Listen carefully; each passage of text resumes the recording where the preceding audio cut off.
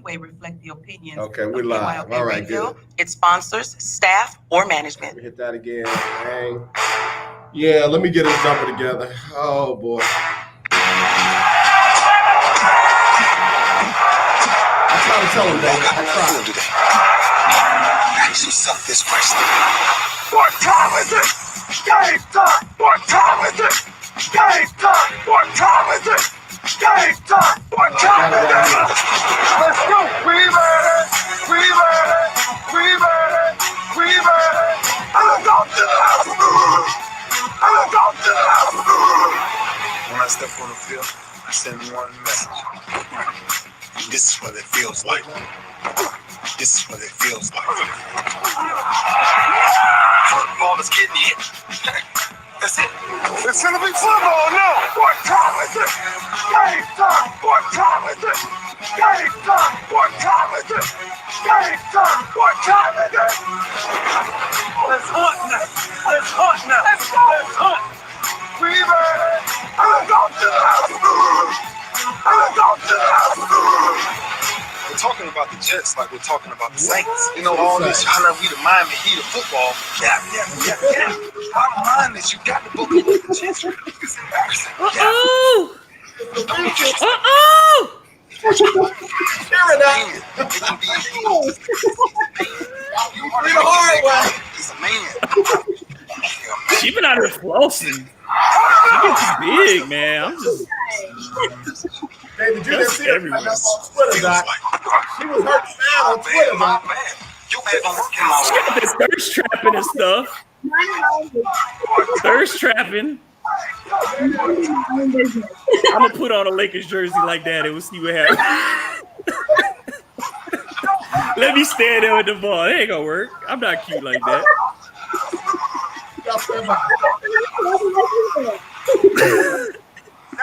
Now, this game has officially gotten started right here on the lunch break on the legendary KYOK.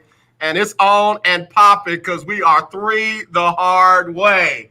Joining us all the way from the DMV, we got Kelsey Nicole Nelson, host of Listen In with KNN. And all the way from the boot, we got him, David Grubb, host of Hard in the Paint and writer for CrescentCitySports.com. Kelsey, how you doing? I'm back with my brothers. I am in the most fabulous mood. It's Wednesday. We're halfway through the week. Football's tomorrow. I'm in a good mood. Man, oh man, oh man. I'm going to leave you alone because I literally had to send you a one. Don't hurt him, Hammer. Don't hurt him. Kelsey is cutting up on Twitter. And have a life, which you guys know I don't have. So it felt good to like do what normal people do and like, get to lay down a little bit. Well, you were laying them down, baby. They were slaves. And David, I've been checking you out, bro. You are knocking it out of the park on Hard in the Paint, brother. Again, I give you kudos for what you're doing in your transition. I'm just trying to be me. And that's the whole thing. As I think that's why we all get along so well, is that we're honest people about who we are, what we love, and what we believe. And I just try to be me. And the response has been really good. And I think this week I would tell people, go check out the pod I did. It came out today. It was a real good conversation with Daniel Lust, who's a sports attorney. And we talked a lot about, for parents and athletes in particular, high school and college athletes, we talked a lot about liability, your rights, and understanding that those waivers that players are signing are not worth the paper that they're written on. Don't give up your rights as a parent or as an athlete. And so it's a really good discussion. I think folks should check it out. Yeah, again, I love that you're covering it from that angle because, I get questions like that all the time from parents like, yeah, I felt really comfortable, but now not so much. I already signed. What do I do? And, again, giving them that kind of information is very helpful, David. Yeah, I think that's more important now than ever, is that we make sure that our audiences get more informed, because I think that in this race for normalcy that we're trying to eliminate information because it's so much to take in, and to give it to anybody in the audience in a digestible way that doesn't make them feel like they're just getting numbers and information and it's overwhelming. To give it in a practical way that they can apply it, I think is really important right now.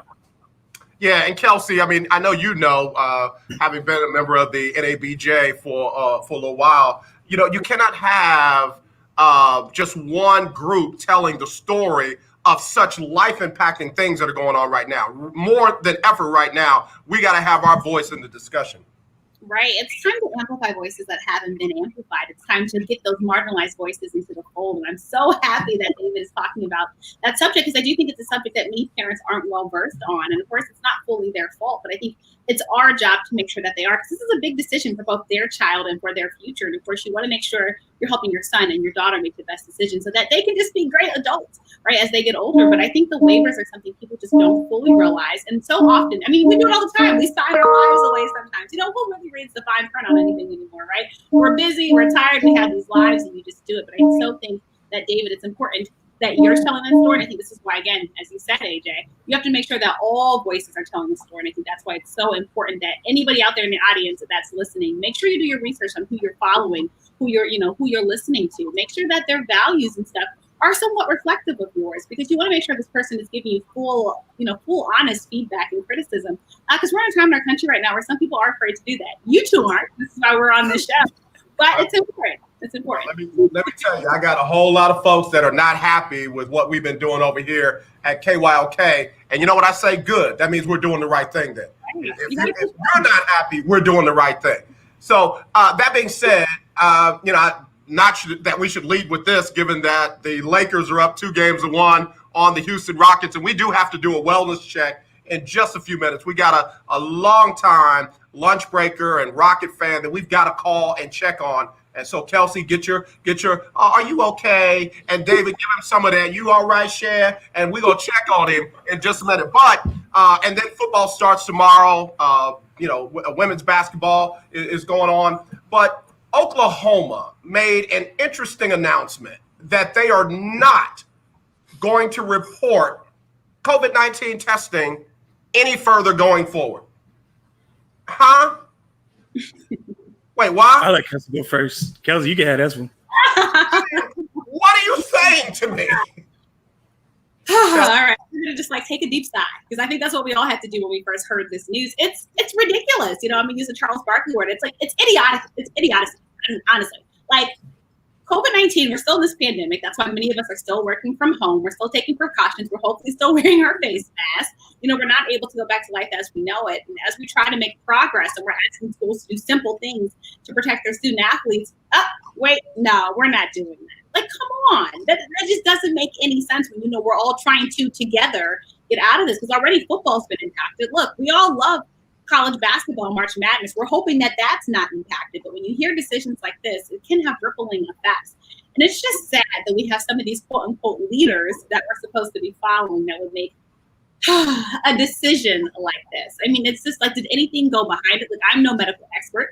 I would never claim to be. But I also know that I listen to people who went to school for this stuff, who put in the work and the time and the energy and effort. And they're telling us that we need to do these things so we can make sure we can stop, hopefully, the spread of COVID-19. So to me, it's just it's a come on. It's a come on. It's something that I just have no words for. I'm really struggling with words to try to through their head when they made this decision. Yeah. And David, I guess I would be okay if they were saying they were doing it for medical reasons or HIPAA right reasons. Lincoln Riley said competitive advantage. And it's not just them, though. I mean, we're talking about more than half of the Power Five that said they're going to stop reporting data for COVID-19, which I think is irresponsible at the very least. Because going back to those discussions that I had about liability, liability is a forever thing. So whenever you start to show symptoms as an athlete or as a person, like with asbestos, didn't matter when that asbestos was installed, when you showed signs of it, that's the date that you can start to sue.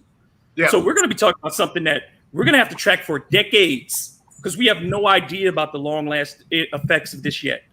And to not make that data public means that you are potentially ruining the research and the curve to protect people going forward for something that you're saying as competitive advantage. No, we need to be disclosing this because this is a public health issue. It's not about competitive advantage. This is a public health issue. We need as much data and information on who has it, when they got it, where they got it as possible. And for the universities, again, we talked about this from the very beginning. There is no way the coaches or athletic directors should have any involvement in the release or the dissemination of this information. This is about the state that these students reside in. It is about the university that they play for. And this further shows that they are not like other students, because other students have to have their data reported. We have to know how many positive tests are on each campus every week. So why is this group the exception? It's because they are a profit center for the university. They are not students. They are profit. I'm going to leave that right there, because you just dropped the mic, and I'm telling you, parents, we got a lot of them out there that are, sending their kids back to school, already there at school. And I know a lot of them listen to the show because we talk all the time. You got to make sure your school is doing the right thing by your child. They might tell you one thing on the phone or via Zoom, but doing something totally different. And guess what? It's never too late for you to change your mind. So in fact, we'll talk about that when we come back from the break. David, talk to us about the young man for LSU, one of the top wide receivers, why he made the decision so late. And then we'll get into the NBA. And then when we immediately come back, I should have our wellness check on the phone too. So we'll take a quick break. We're through the hard way today on the lunch break on the legendary KYOK and the all-new 92.3 FM. If you want to get in, 281-453-1000. That's 281-453-1000. A non-attorney spokesperson representing a team of Kelsey, I'm lawyers. coming your way in a couple weeks. And I'll be out in the DMV in a few weeks. Oh, let me know. Yeah, for like a week, I'm gonna be there. this popular increased stomach issues. Mumbo sauce and everything, David. The FDA said it detected low levels. You had to show me, introduce me to some folks so I can make some connects. Other generic, Because we're actually they've banned we're sales. thinking about leaving Louisiana, because we've been thinking about it for a while, and I have people in that area. My wife's best friend lives in Baltimore, and one of my closest friends lives in Silver Spring. I don't want to say where I live, but I know those areas very well. They only get paid. So yeah, we thought about it. Let me know. That'd be so awesome. 1-6. Yeah, then we could do stuff together. Oh man, You got my mind buzzing. We could do so many cool things. I love it. You should. You should. absolutely. Yeah, I'm gonna let you know when I'm there, because I'm like, look, we're gonna go meet some people. Yes, mix and mingle as you should. I'm excited for that. That would be awesome. I'll let you know.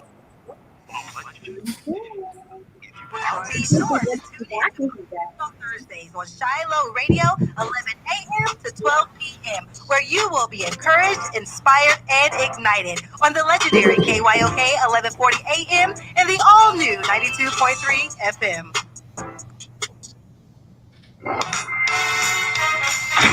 You're having your lunch on the lunch break with KYOK. All right, y'all, we're back here on the lunch break on the legendary KYOK and the all-new 92.3 FM. I'm AJ Jones. It is our Winning Wednesday, and we are three the hard way with none other than Kelsey, Nicole, Nelson, host of Listen In with KNN, and David Grubb, host of Hard in the Paint. Man, so glad to have y'all back. It's been a minute, but we are back together, and I absolutely love that. I love that. Family affair. It is a family affair. It is a family affair. Speaking of family, y'all stay right there. Let me hit this button right here. Let me see. This could go so wrong, but hold on. Let me hit this button. Live radio, y'all. So you dial this. You dial. This number with that number, and then you put these four numbers behind that, and then let's see if we can get it to ring. It's ringing. All right. So let me do this. Let's see if we can. It's ringing. It's ringing. It's ringing. Yes, it's me. Oh, what do you mean? Yes, it's you. What is this about? We're calling to check on you, and you come up with the yes, it's me. I'm not hiding. We could very well be up 3-0. You could be, but you're not. We could be. We could be. Ladies and gentlemen, this is Dr. Aki Davis. What is he's LeBron complaining and getting calls and the refs changing them? I've never seen it happen before. we out of all the things that happened last night, that's what you're on. You didn't see him throwing shots out the gym. You didn't see him hitting threes in people's faces, but you worried about him complaining about a call and getting it overturned. Yeah, he did an excellent defensive job, and he was he was in threes in the first half. He got cold in the second half. Okay, well, listen, enough about LeBron. How are you doing? Oh, I'm great, AJ. It's like, it'll be 2-2 on Thursday. But Aki, you were the one that told us that the Rockets had such a great matchup for the Lakers and that we can't count on guys like, Marquise Morris or Rajon Rondo or any of those guys helping out. Anthony Davis was going to get swallowed up by the great dominant PJ Tucker. How you doing, man? You all right? I apologize to Rajon Rondo this morning. I have to give him a public apology. I did not expect him to play like that. Okay, and then one more thing. Did I not tell you about playoff LeBron versus regular season LeBron? Oh, God, AJ. Hey, I got some people here that want to help you out, man, because we know you're standing on your first floor ledge about to jump. I got Kelsey Nicole Nelson here all the way from the DMV. She joined the show just to see about you today. And then your boy David Grubb, he wants to pull you back off your deck so you don't jump off the back deck. Oh, I'm good. I'm not jumping. Kelsey, say hi to him. Let him hear your voice, Kelsey. Talk to him. How are you? Like, I've been listening to your It's been fun. I hope you're well. David, talk to him, man. Let him hear your voice, David. Maybe he'll come down. Look, I'm gonna help you out. I'm gonna help you out here.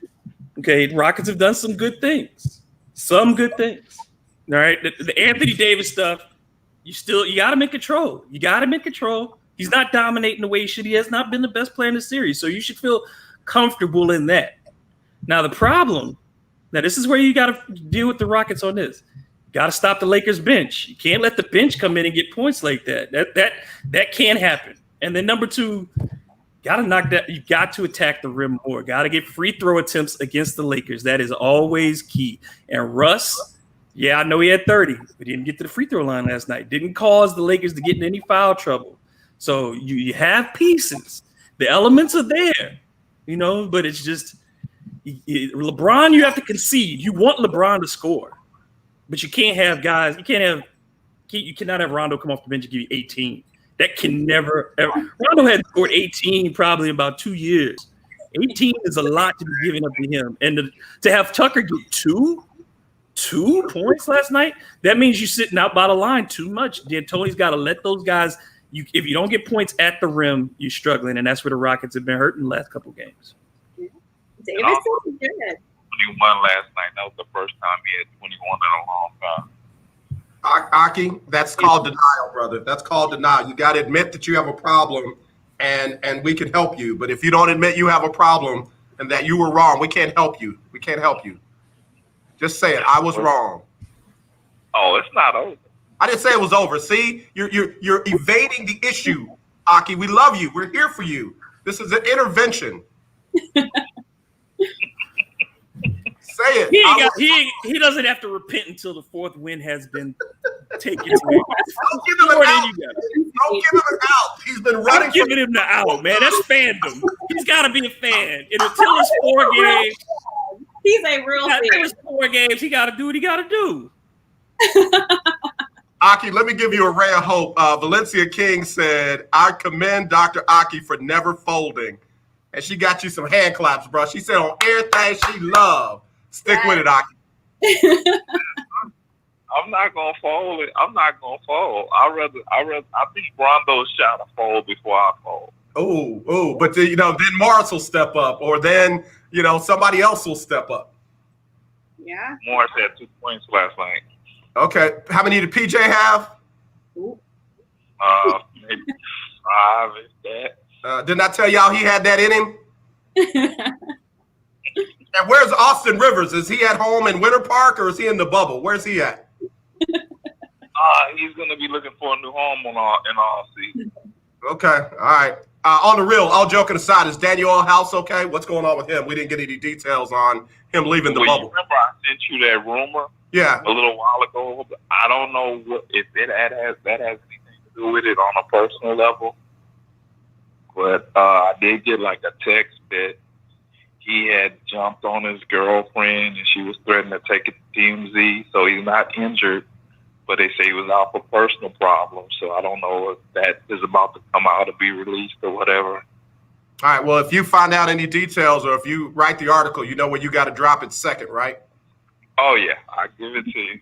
Okay, man. Appreciate you. Be safe out there, Dr. Aki. All right, y'all too. Hey, Dr. Aki, have you gotten a date yet? Yeah, it was a bad one. It was a bad date? Which Yeah. profile are you working with now? Not really working on any of them. Okay. I sent you that dating group from Facebook. Have you joined yet? Tell them you know me. Oh, God.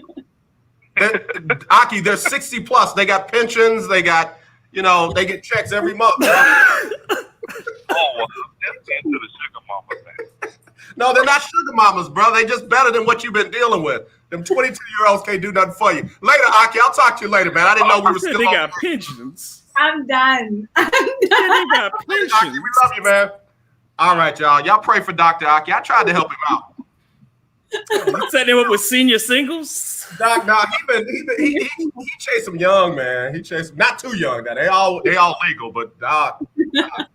But anyway, a lot of not on the dating part. A lot of question marks with the Houston Rockets. They were toe to toe, and then they blinked, and the Lakers went on a 10-0 run, sparked by defense. And it was the defense of LeBron. It's almost like when Rajon got hot, LeBron said, let me work on this end and keep feeding him. Help the Rocket fans out. James Harden does not do that. When somebody else gets hot, Harden tries to get hot too, even when he's not.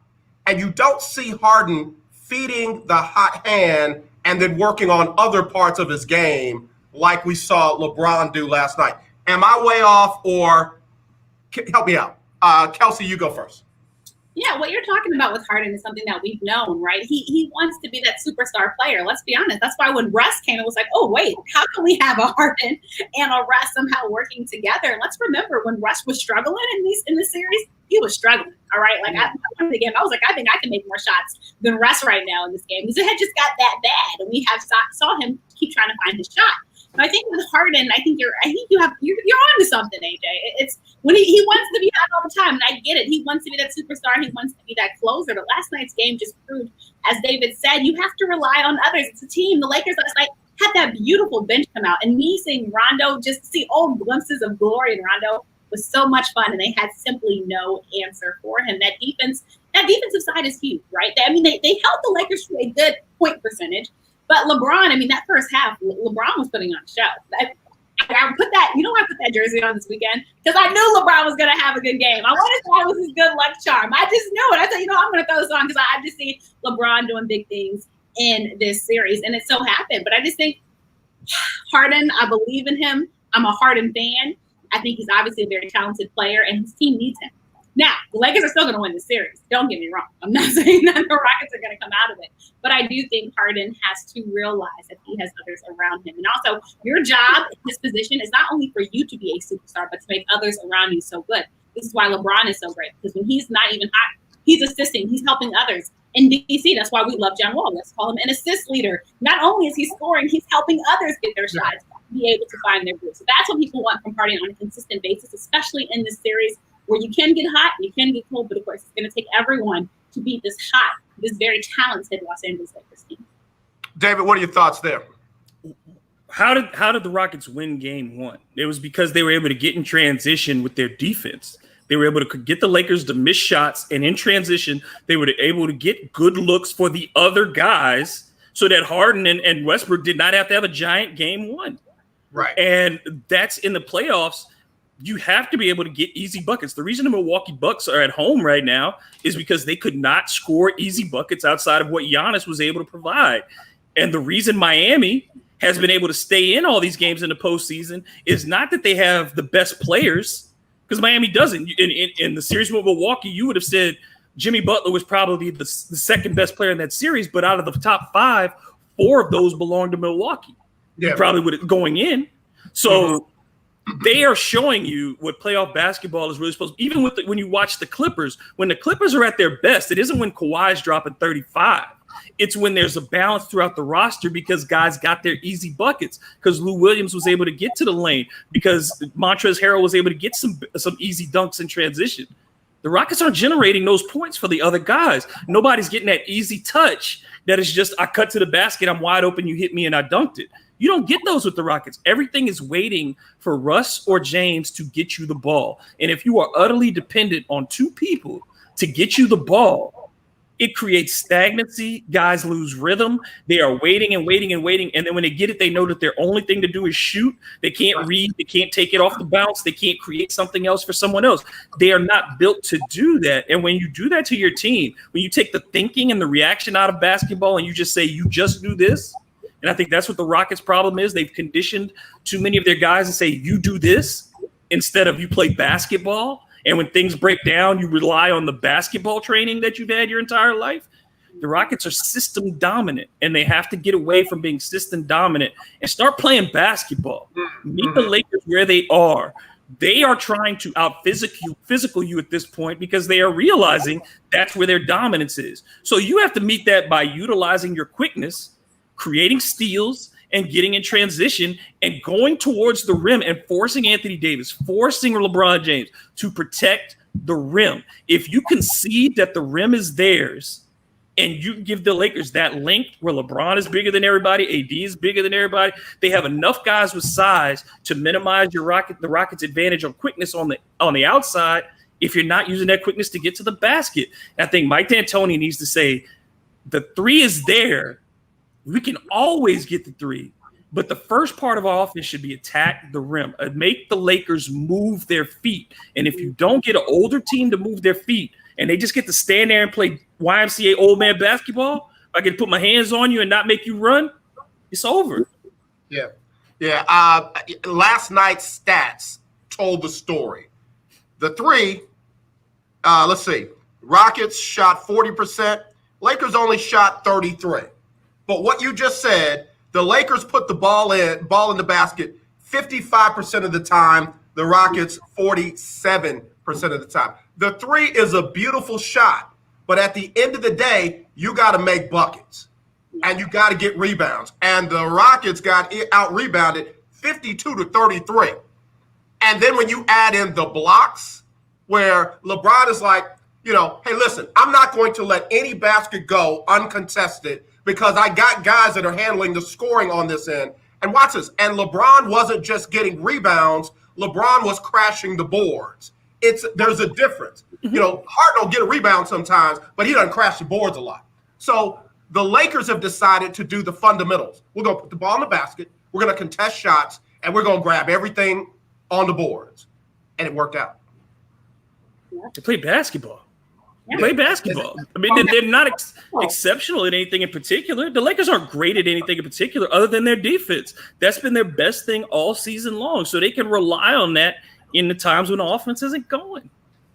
Yeah. Play basketball. Kelsey, I want to run this by you. Let's look, not last night's game, but the game before this. Listen to these score. Starting lineup. Houston Rockets, 17, 18, 24, 27, and 10. LA Lakers, 34, 9, 28, 0, and 5. Just off the top of your head, who should have won that game? Yeah. Obviously, the Rockets, it sounds like, because they had to spread the ball, right? The points are more. You see the points. You see everyone's playing team basketball. You see them sharing the basketball. And you see when one person winning, everyone is eating. When one person is eating, everyone's eating. And obviously, on that Lakers team, you hear the superstars, quote unquote, are the people who got hot, and you see some struggling. And that's not what you want to see, obviously, for a basketball team. If I'm a basketball coach, when my whole team is winning, it's great because then whoever needs to rest, I can set them out and I can send somebody else in because I know they're going to work with the system because I don't just have to rely on this one player. We see it weighs on players when you have one star that needs to play so many minutes. I mean, this is why when we saw Giannis wasn't coming back to the game and we know how the Bucks have so often built around him, people are like, oh, that series over. Am I even going to watch this thing? But we saw their success in that one game that they had. Then you watch the last game that they lost and got booted out. They weren't able to replicate it because it was something that they hadn't had a chance to do, obviously, in the regular season. They had relied so much on Giannis Antetokounmpo. And again, Giannis Antetokounmpo, a great player, very talented player. We see why he's an MVP player. But we also saw how this team had relied on him so much, and when he was gone, it was lights out for the Bucks. Yeah, the interesting thing for me is with the Rockets getting, not last night, but the game before that, they got maximum participation and production out of everybody but Russ. And the thing was, you got more out of some guys than you normally get out of them. So that, to me, nullified what you didn't get out of Russ. It was as if Russ did his thing. If you didn't win that game, then that means the adjustments have to be on something other than just your three-point shooting. We saw last night, they did it for the start of the game. They were killing it in fast break points. They were killing it in points off of turnovers. But then they had that one little blink. And it was at a time that LeBron says, okay, I got another guy that's hot. I'm going to let him do his thing. My other guys are going to do their thing. But I'm crashing the boards, and I'm playing defense, and I'm not letting anybody in this paint. Ball game. 10-point run, 10-point difference in the game. Can the Rockets win with their style, David? You can't shoot your way out of a run. When the other team is making a run, it's not going to be one shot that's going to stop it. It's defensive stops. That's what you have to get. You don't try to match anybody shot for shot in the NBA. It's a game. The biggest cliche is it's a game of runs. So when you know the other team is going, at some point the Lakers are going to do a run. That's LeBron. Like you said, it's LeBron James and Anthony Davis. At the very least, there's going to be a point in the game when they do get into a rhythm. For you as the Rockets, how do you stop those things? Either defensively, closing out possessions with rebounds, which is huge, or getting to the basket. You have to get something easy. You can't say, well, I got James Harden. I know he can make it from 28 feet. Good and well. That's fine that you have that skill, but it's not needed right now. Right now, we need two. All you need is two. Sometimes all you need is one. Just get to the line, break up that momentum of them moving so that they have to stop for a second, and everybody, that rhythm might get broken just from that the pause. And the Rockets just don't break those things up for teams enough. They are waiting too much on the math. They wait on the ebb and the flow. They hope that the math comes back in their favor, that if we keep shooting threes, that the numbers will come back and we'll get it out. It's not a math problem. It's human beings. And human beings you can't predict how they're going to play over the course of 48 minutes. So sometimes you just have to say, strap up, do what you do, and get away from being predictable. Yeah, let's just go play ball. We've got Kelsey, Nicole Nelson, host of Listen In with K&N, and David Grubb, host of Hard in the Paint, joining us for Winning Wednesday. We threw the hard way today. Kelsey, let me ask you a question. What do you think it does to a guy mentally when they think they've got one of those easy baskets that David's talking about, and you find out that LeBron James was tracking your tail down the whole time? You done put it on the backboard. You think you done laid that bad boy in, and you find that thing bounce off the backboard and head back the other way. Do you think that LeBron is not only playing good defense, but he's getting in guys' heads by chasing them down and nullifying their shots? Of course. Come on, LeBron is proving he still has it. All y'all talking about, he's older, arthritis. He's turning older. He's losing his hair. Look, LeBron's like, look, I am still a beast and I'm still king. And I think that's what he can prove on this court. Of course, it's psychological. When somebody does that to you, of course, you have to come back, because what do you know? What does Twitter do as soon as that happens? Everyone's talking about you. As soon as you leave that game and check your mentions, everyone's going to be in your mentions. So, of course, LeBron knows what he's doing. And yes, it does something to you as a player. Because also, let's remember, when you're a player, the worst thing that can happen to you, other than that, is you being on the other end of a poster. No player wants to do that. And especially in the social media age, when there's going to be constant memes and gifs about it, is something that you're not going to listen to. So I think that's what we see LeBron doing. And I think also LeBron is smart. He knows if he does that, that gets his team going. It gets the bench going crazy. It gets everyone on that court going crazy, because everyone's like, wow, you see what LeBron just did? All right, I got my energy back for this game. Let's get this win. Yeah, David, I want to go back to something that you posted after the first series with the Rockets in Oklahoma City. Harden had that very key block that won that game for them, and everybody went nuts. And David said, hold on now. It ain't as if he tracked down Andre Iguodala and took the shot to the backboard. Tie that with what you just said about reverting back to what you're used to, rather than kind of playing what you schemed for we haven't seen James Harden do anything like that. We're seeing LeBron do it like in droves. It's like he had 2 of those Andre Iguodala's in the same game and a whole bunch of throw that junk out of here in the same game. But I mean, he's been doing that through this series. His shot blocking has been a big part of this series in all 3 games. You know, he embarrassed Russ a few times in game 1 in a bad way. Like put him on his back and threw his stuff out. Yeah, it literally made me question whether Russ is back athletically, because I just don't see the lift out of him in these first 2 rounds of the playoffs. I don't see him elevating when he gets to the rim to finish. Everything seems right below the rim. Mm-hmm. But instead of that, like you said, LeBron can set the tone, and he knows that how much his team feeds off of him. We talked about this before. I don't ever think that James Harden has particularly inspired his teammates. You know, Russ is the energy that you kind of bring in to be the guy who's the fire, but he's not playing at the level where that fire kind of works the same way. Harden is a much quieter person, teammate to teammate, but he's never taken on that role of, I'm going to be the guy who's going to change this possession on defense. I'm going to force the ball. I'm going to get this steal. You've never included him in that discussion of a kind of guy to do that in the moment. Even a Chris Paul, like we saw in the last round, in those moments, you expect Chris Paul to get a steal. You expect him to come up with the ball. You don't expect that from James Harden. You expect somebody to get the ball and find James Harden. And that is the big step in his evolution that has to come next, because either he's going to be the Dominique Wilkins of the 21st century and be a guy who put up all the points and just is viewed as a donut on the other side of the court and couldn't get his team to the highest level because of that one failure, or he's going to be somebody who maybe has an Allen Iverson moment where you are viewed as a scorer, but you figure out the other stuff. You inspire people enough that you can take a team to the finals. James Harden is at that crossroads for his career. As he's got to decide that winning ugly one night, that him not looking pretty, that him getting on the ground, scuffing up himself, and maybe getting his lip bloody, you know, being that guy one night. He might have to be that guy in game 4 to lay it all out, because you can't go down 3-1. Yeah, you can't go down 3-1. Kelsey, anything you want to add to the Rockets from last night, or even take us into what do they need to do tomorrow night? And the game is early. It's at 6 o'clock because, of course, the Houston Texans play at 7:20. So they tried to give a little bit of time. But anyway, thoughts on what they needed to do last night and what they got to do tomorrow night? Yeah, 2 things. One, I want to touch on what David just said. I love that he gave that Chris Paul example, because I think we all still believed in OKC because we knew Chris Paul, you can never count him out. As David said, we expect him to come up big in those moments, and that's what made that series just so much fun to watch. This is why CP3 and CP3. I think going back to the Rockets, I'll add on to what David said. I think you do have to get back to fundamental basketball. You also have to protect the ball. We also know this game has been a battle of turnovers, and capitalizing off of those turnovers. You have to play smart basketball. You don't have room for error, especially against a very good, experienced Los Angeles Lakers team.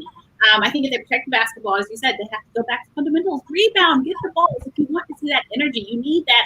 You want Russ, because David, Russ is kind of that spark. He's loud. He gets in your ear. You're going to play harder because, look, Russ, I've had enough. Yeah, I don't need you coming over to me. You're going to do what you need to do on that basketball court and prove yourself. And I think this is such an important moment for him to really prove himself. As David said, we know he's a scorer. We know Harden can shoot. I mean, look, Skinny Harden, when they get back from COVID, I was so excited to see him play. But now it's time to show what else can Harden do, what else will be in his legacy. His team needs him right now.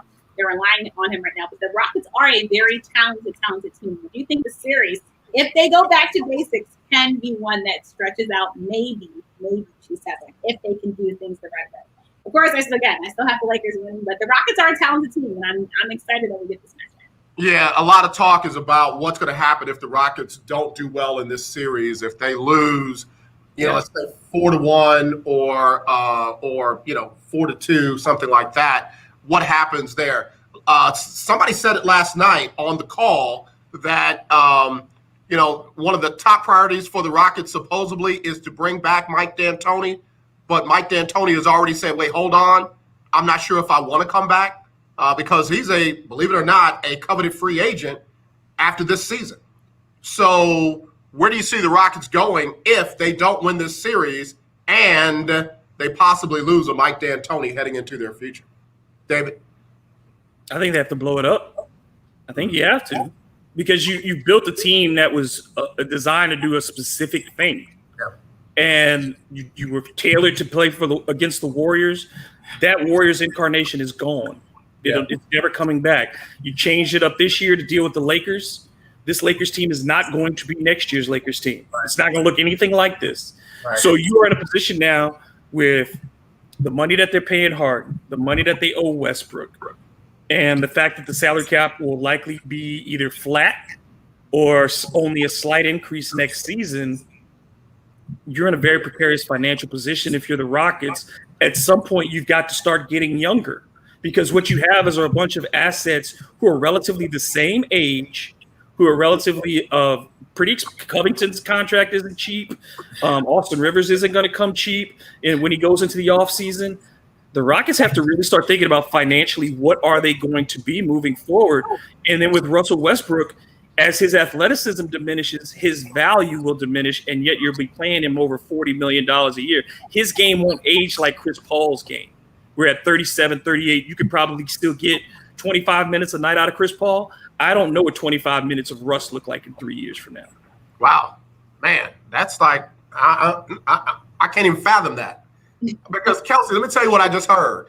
Yeah, that we might be looking at James Harden on his Dwight Howard, Chris Paul, Russ Westbrook on his fourth marriage. Is that who we would keep? Look, I think we see with Russ. Russ has been an experiment for a long time, right? We all remember what happened in OKC. You remember what happened with Russ when Kevin Durant left. And now we see him with the Rockets team. And I like Russ, but I think he's gotten exposed. We see he does need that superstar type of player, but we also need that consistency. The Rockets won a championship. They are a very qualified team, and David said it best. We saw that they tried to adjust to beat that Warriors team that everyone used to be scared of, right? They're not that Warriors team now that just is a super team. And the Lakers, super team, right? Especially before COVID. But they weren't able to adjust, as we saw last night. They once again got exposed. And I think it's an interesting thing, though, with the coaching part, because, of course, we saw what happened with Willie Donovan. I think we just all have questions, but I think David has a point where you don't want to bring more of the same to the table, because then you're going to get more of the same results. That's not what they want in Houston, right? They're working on something. But, of course, yes, I would keep James Harden, because he is James Harden. I think we can see that his game can continue to elevate. And he's a shooter. Look, I think Harden is someone that we're going to continue to watch for many, many years to come, because he is talented, of course, if he can stay healthy. So I do think if I'm going to build my team around someone, I am going to, for sure, pick James Harden, because, again, he's something special. Just getting the right pieces around him, which is what we've been saying for John Wall in DC. I had to give that plug. We need the right pieces around him so people can get to work and do the job they need to do. I think I'm officially an anarchist, because I'm trying to get Bradley Beal traded over to Portland. No, we need Bill. And I'm trying to watch this out, y'all. And I'm gonna take a break right after I say this. I'm trying to get James Harden and whatever else has to go with him traded over to Denver for Michael Porter Jr. I'm like, dude, let's put this man on the spot. Give him the James Harden minute. Do him like y'all did James when y'all brought him in. James was a sixth man over there at Oklahoma City. Folks didn't know what James Harden was till he got here to Houston. Let's do that again with Michael Porter Jr. I'm just saying, I'm an anarchist. What can I say? I'm not your enemy, but I'm an anarchist. I'll be right back right after this. It's the lunch break on the legendary KYOK and the all-new 92.3 FM. Michael Porter Jr. in Houston. That's a real interesting combo right there. I don't know if he can Russell Westbrook. Houston might not be the town for Michael Porter Jr. I think Denver is a little bit more his speed. He ain't ready to come to Houston and hear what they got to say down there. That's not his milieu. To the restaurant, pay you cash for your home immediately. I mean, I root for my light-skinned brothers. Real estate agents. Michael Porter Jr. been giving us some headaches this last month, man. All lives matter it out there. And give you cash with brother Long. I'll look out for him down here. Virtual process. Somebody got to hit him. You got to bring him to the right parts of Houston. You got to get him out that comfort zone. You can't have him in Sugar Land and all that stuff. You can't have him out there. You got to get his behind down into real Houston. I'm gonna bring him out to Katy with me, Doc. He'll be safe out here in Katy. He don't need to be in Katy. You gotta get him down into the Houston town. You gotta get him down in the Fifth Ward. You know what I'm saying? You gotta get him. Ain't take him to the train. You gotta take him. You gotta get him down there. you can got to get some Jason Lyric stuff going on for him. You got to take that with the truck with no lid on it. There you go. Come on. Take him to the barbecue spot. Take him to Clyde Drexler's barbecue spot. No, sir. No, sir. Take him to all the silver for That's right. For about $6 a day, you can have guaranteed. I don't know if you can build around Michael Porter Jr. though, because he don't play on defense. That boy can't defend for nothing, though. To yourself and your family to make this free. He got all offensive talent, but he's got a bad back. No waiting. I don't like people with bad backs. Basketball, if I hear you got backs, knees, and feet. Yeah, backs and knees. Tracy, we lived through Tracy McGrady in the bad back. 797. It never gets better. It never gets better. 797. Nash, 921. Larry Bird, and back problem will get you. 0921. That's 800-797-0921. Bill ain't leaving DC though. Bill ain't leaving DC. He's not. He ain't take all that money so he could leave. If he wanted to leave, he would have left. He would have just gone. He had a chance to go. Put him next to Dame Dollar. They win a chip. If you have diabetes and you're worried about going, Dame needs a little size. I think Beal and Dame would still be usage. That's the thing, is that they need to reduce usage for Dame. So they need somebody who can take the ball sugar 4 more and times. not necessarily be a shooter. They need another penetrator. That's what Portland doesn't have, a penetrator, because McCollum can finish at the rim. We can do that too, but McCollum's got a bad back, so we got to get a better back. And Bradley Beal's got a better back. So why would Washington want to take that on then? If they got all these injuries already that they've been dealing with? We know about his back. We know about his back. We don't have to tell them. Washington's trying to get. They got to get Davis Bertans back. You got to make sure you. Assassin, yes. If they're healthy, Thomas Robinson looked really good in the bubble. He's expanded his game. If they could find a way to get one more big, somebody who could really protect the paint, maybe like find a way to get a Hassan Whiteside on the cheap. Step by, y'all. Step by. Hey, we're back here on the lunch break on the legendary KYOK and the all-new 92.3 FM. I'm AJ Jones along with Kelsey, Nicole Nelson, host of Listen In with KNN, and then David Grubb, host of Hard in the Paint. And we are breaking the cardinal rule of broadcasting. Bill Walton says, save it for the show, big man. Save it for the show. So we literally figured out everything offline. Here's how we fixed the Houston Rockets. We take James Harden because he's phenomenal. We love you, James. I didn't say this. I didn't say no. Don't put me in on this. We love Harden so much that we're going to trade him to Denver. And we're going to get Michael Porter Jr. I know y'all don't know who Michael Porter Jr. is, but guess who Michael Porter Jr. is? He is James Harden before they got James Harden. Remember when James Harden was in OKC, he was the sixth man. And the Rockets picked him up in a trade, and then they turned him loose, and he turned into a future Hall of Famer. Well, guess what? The Rockets have lightning in a bottle. They're going to do it again, and this time they're going to do it with Michael Porter Jr. And because we're being so nice, we're going to fix Portland too. We're going to trade C.J. McCollum from the Trailblazers to Washington in return for the sharpshooter, Bradley Beal. So, hey, there we go. It's all fixed, right? Kelsey, David? I didn't say none of this. I said none of this. Listening to AJ, because what? I did not endorse any of these trades. I did not propose any of these trades. I stand over here in the middle just. We let you have your fun, AJ. Let's call Adam Silver and get it done. We just need signatures. That's all we need is signatures.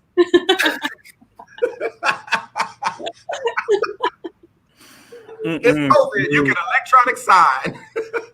Probably could, but I don't think that's that deal. Houston, what Houston needs, I would say this: if I'm Houston, you got to find a partner to take on Russ. You have to. Why do we keep moving everybody but James Harden? I mean, because you're not going to get the problem for Harden is what you're going to get. Yeah, because now you look at what happened with the Anthony Davis deal, and you look at what happened with the Chris Paul deal. The hauls that those teams got back, what the Pelicans got back for Anthony Davis, you got an all-star in Brandon Ingram. You got two potential starters in Lonzo Ball and Josh Hart. You got draft picks that are controlled, for the Lakers up until 2026. Then you look at what Oklahoma City got in the Chris Paul George deal. They got players, they got picks, they got everything that they could have possibly wanted.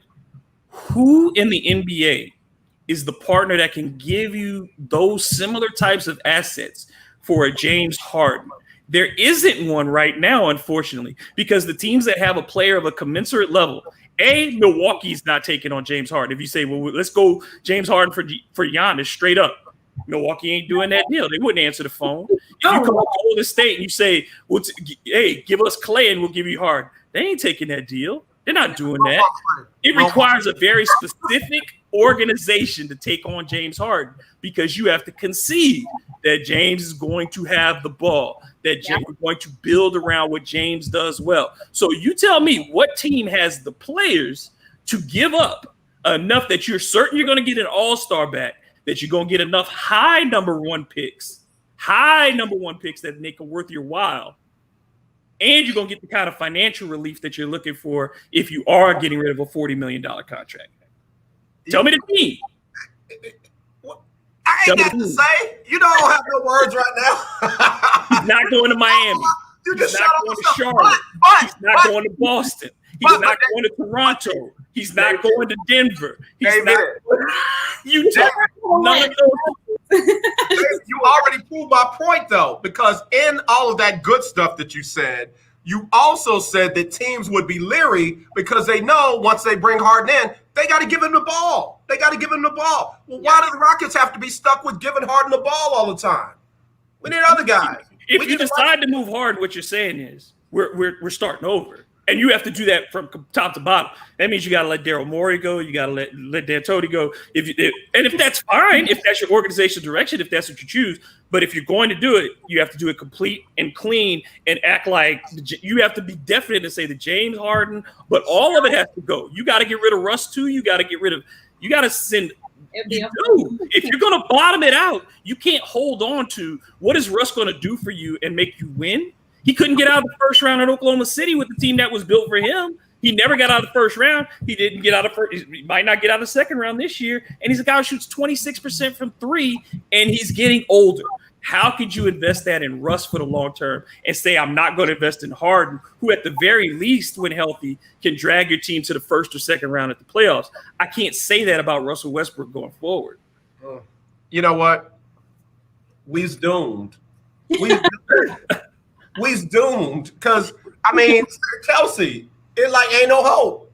It just ain't no hope, Kelsey.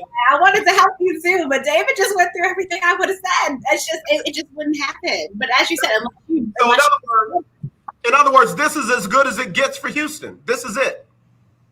Welcome to how we feel in DC. We've been feeling this way a long time, AJ. It's good to have somebody else on the boat. Because I'll just be honest, with the Wizards, we know nothing's happening, nothing's changing right now. So it's more the same. No one is in DC. We're the city of champions, minus currently our football team and our basketball team. And no one in the right mind is going to say it's going to happen soon, because again, it's more the same. Bradley Beal, phenomenal player, great player. John Wall, of course, we hope he gets back to that point where he was. But of course, David talked about it, bad knees and bad backs. It's scary. We all have questions. Wall has had to change his game. Of course, before it was on penetrating to the basket. Wall would beat you with this pure speed. Now he obviously has to be that shooter. He has to be that shooter. He needs to make that three ball, because he's not going to be able to be that same player that's able to just drive to the basket and get the shot that he wants. He's been working on that because of that. His jump shot needs to be consistent. That's what we see from Bradley Beal. So, of course, they're building that team, those two. Davis Bertrand, of course, should the Wizards keep that wonderful three-point assassin. Let him do that. That's his role. That's his job. Yeah. John Wall has had to change his game, because he knows, obviously, look, double knee surgery, and that wasn't the first time his knees have buckled down. It's not the same Dougie and John Wall that came into DC. It's a completely new player. But at the same time, again, no one's saying the Wizards are going to do anything in the East. We just want probably more the same. Get over the 500 level, hopefully make the playoffs, and then do what they do in the playoffs. But, until something changes, and even the coaching situation, which I would love to hear y'all thoughts. I think some are surprised that Scott Brooks is still at the helm when you have a team that's, again, more the same. Nice guy, great guy. But again, more of the same. You need something to happen. You need a spark. This is why I'm very curious to watch what Steve Nash can do with the Brooklyn Nets. I think it's going to be very, very interesting. It's going to be very telling. I think what he does for that program will speak volumes for coaching positions in the future. So Steve Nash is able to achieve success.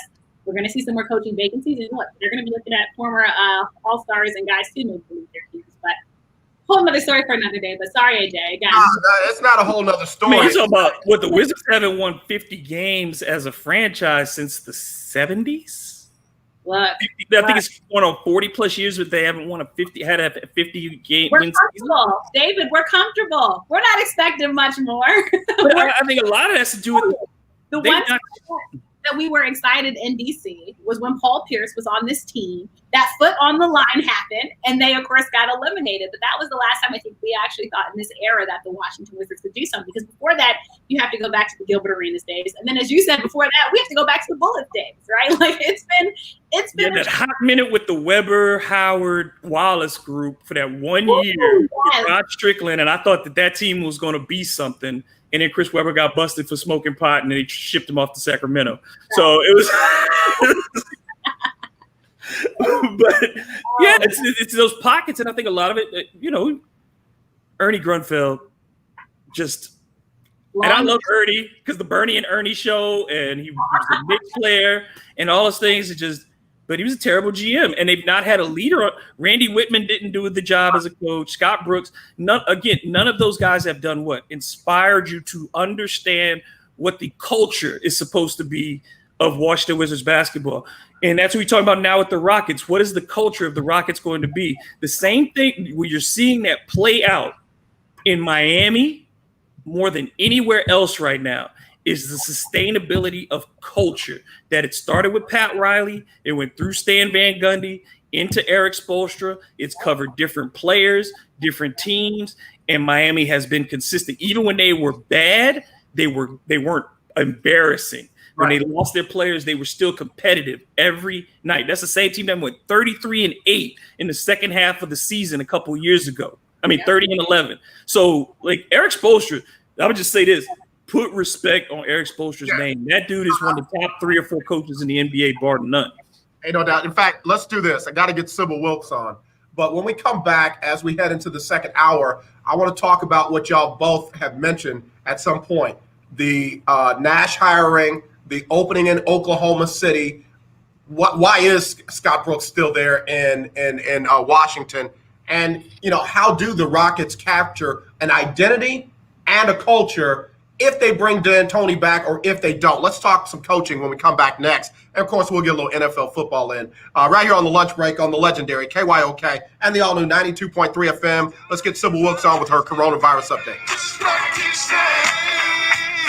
It's Sybil Wilkes with what you need to know today about the coronavirus. 49-year-old Bruce Williamson, a former voice of The Temptations, died from coronavirus Sunday evening. The R&B singer was diagnosed with COVID-19 in late August, weeks after having his gallbladder removed. Democratic presidential candidate Joe Biden says that he'd be vaccinated against COVID-19 if there were a vaccine tomorrow. There is a significant percentage of Americans who are anxious about getting vaccinated. A CBS News poll found that just 21% of voters nationwide now say they would get a vaccine as soon as possible if one became available at no cost. T-Mobile plans to provide free internet service to millions of students and their households as the pandemic ushers in a new normal of remote learning. Under the 10-year program, millions of low-income households will get free wireless hotspots and free high-speed data. Please visit SybilWilkes.com to subscribe to my free daily newsletter. Be informed, be empowered. Hey, you want some sports with your lunch? Well, tune in to the legendary KYOK at the lunch break. And I'm Raven Rogers.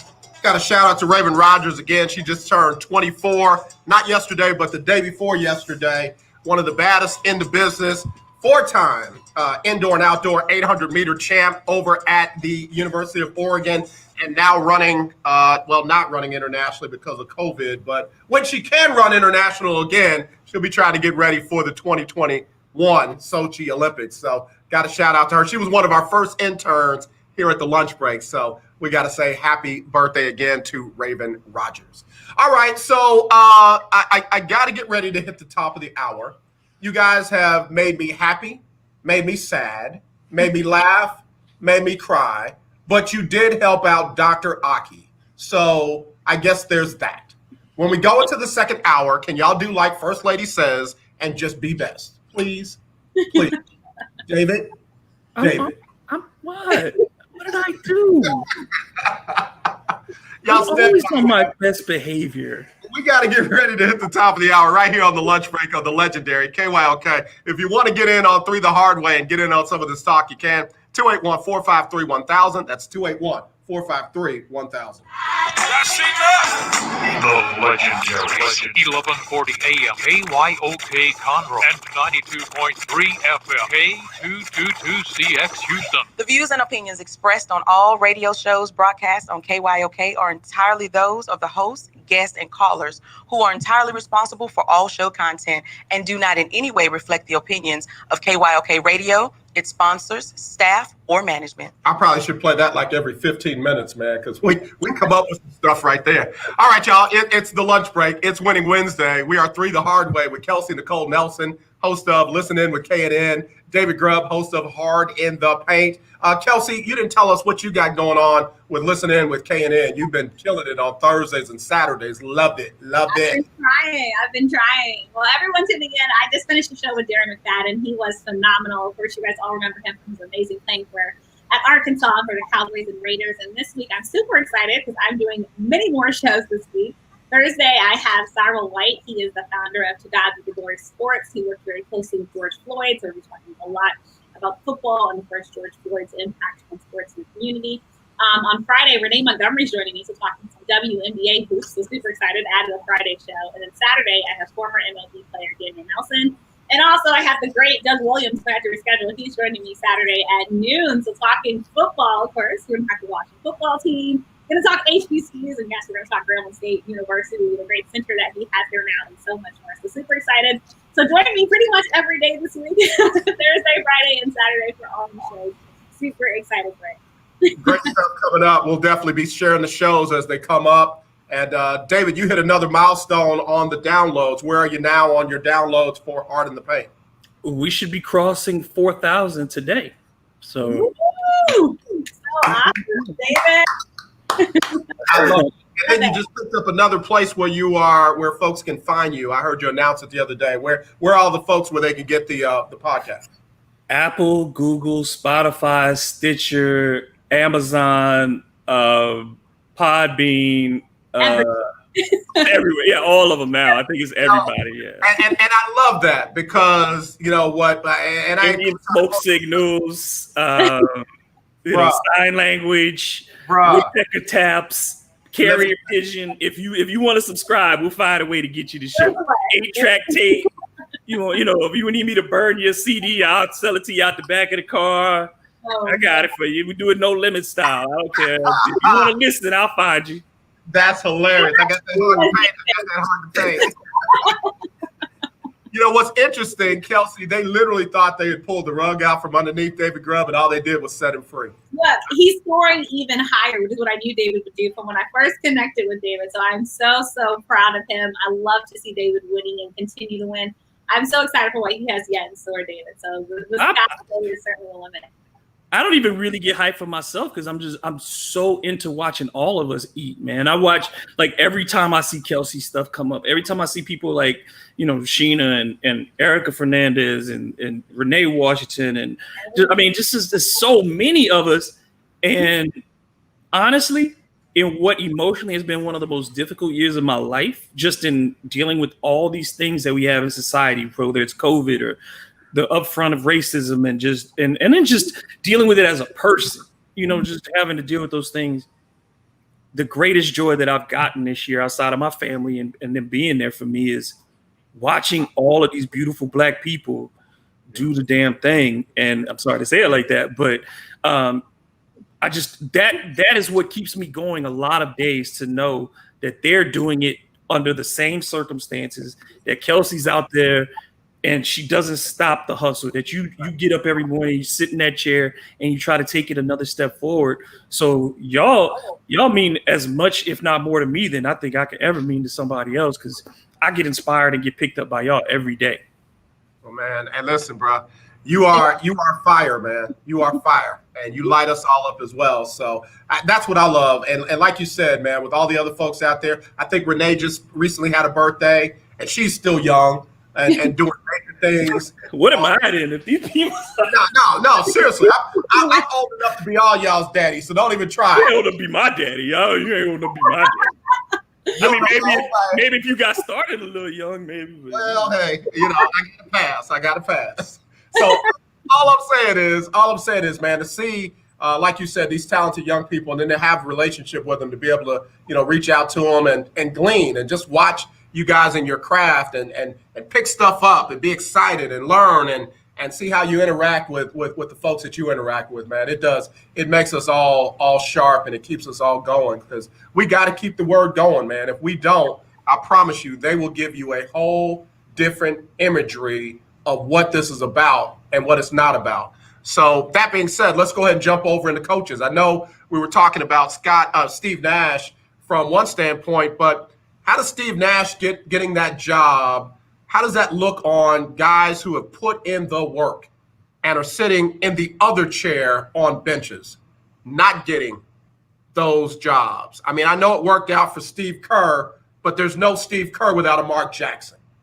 Why is Jason Kidd not in Brooklyn? Why is somebody else, who put in that work? Why is Pat Ewing still waiting on a head coaching job? I mean, somebody help me out with that. I mean, again, I'm not hating on Steve Nash. I'm just trying to understand, the powers that be and why we don't see more people that look like you and me.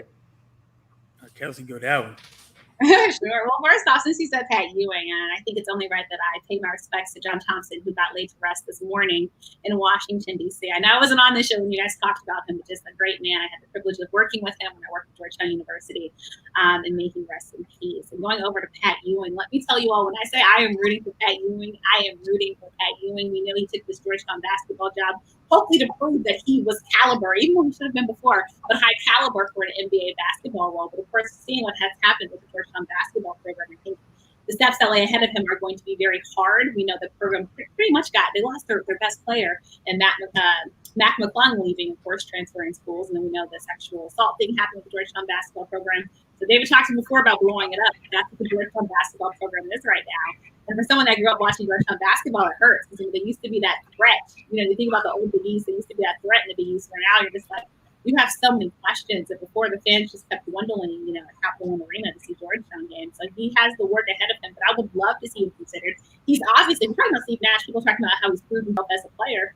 Pat Ewing did too, right? Both in the collegiate level and the NBA ranks, so you can't take that away from him. And I think, this discussion, there's so many different layers and so many different ways that we can go with this discussion. But of course, I mean, it's not just in basketball, but in football and so many others. We keep asking, well, can y'all take a look at some minority coaches for these head coaching roles? Can you not just put them in positions where they're trying to rebuild teams that are just broken and trying to put pieces together? Can you put them with a high caliber team that has a Kyrie Irving, that has a Kevin Durant, and so a team that really has the pieces to excel with the right coach at the helm? And it seems like far too often, as we know, those positions aren't given to us. And mind you, again, I think Steve Nash was a proven player. And, we've seen that he's had some success, helping players with development and things like that. But at the same time, that's a huge job. That was a huge hit. And you had some qualified people that many were saying, but hey, and then you went and got Steve Nash, which I think shocked most of the basketball world. I'm pretty sure you two were like me when you heard that decision, like,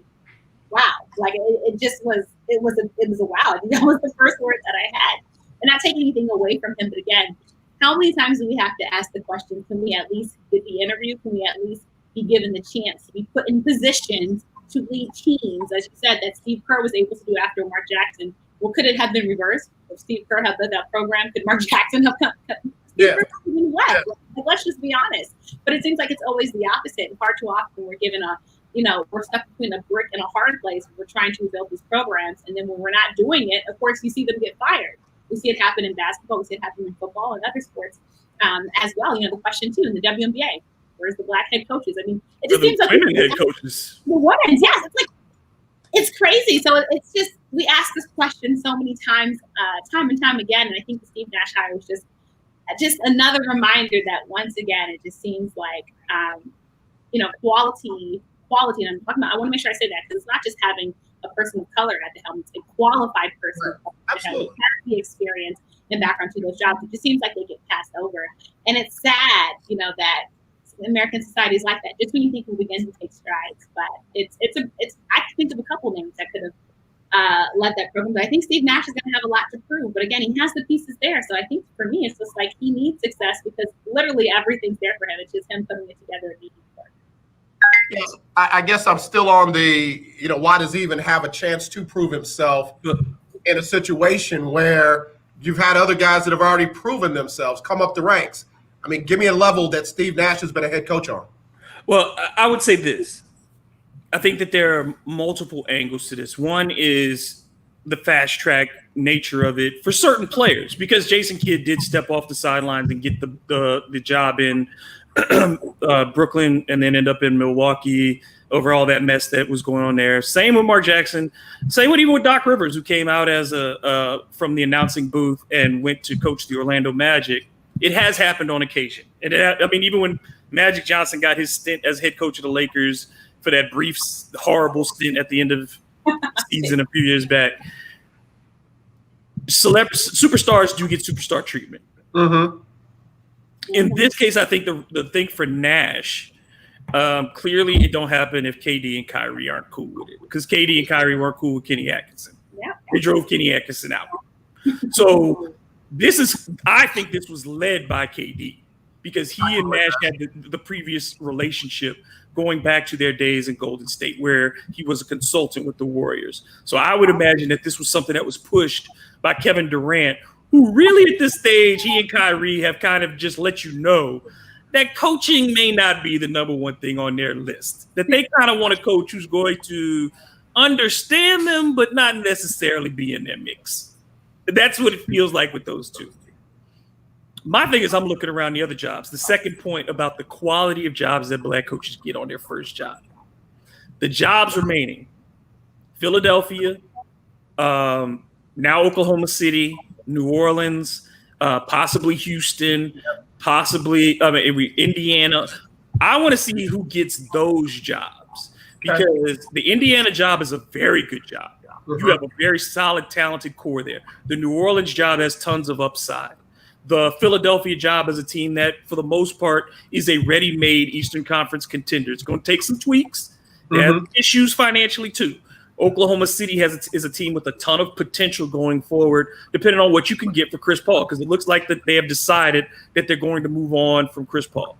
So it depends on what they get there, but that could be a very attractive job. I think you could also be looking at Milwaukee as a potential opening this offseason, because Budenholzer got ripped a lot, and they are in the situation where you better do something this year or Giannis is gone. So I think that job could potentially be open too. But what have we seen? We see the Black coach set it up in a lot of these cases, and then the white coach come in and get to go across the finish line with it. So that is the part that I don't like, is you let the Black coach take the L's while you find the talent.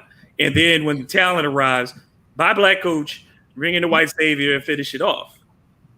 And then are you giving coaches a second chance? One of the guys like a David Fizdale, who did great his first year in Memphis, gets fired the second year because the ownership is terrible. Goes to the Knicks where no one succeeds.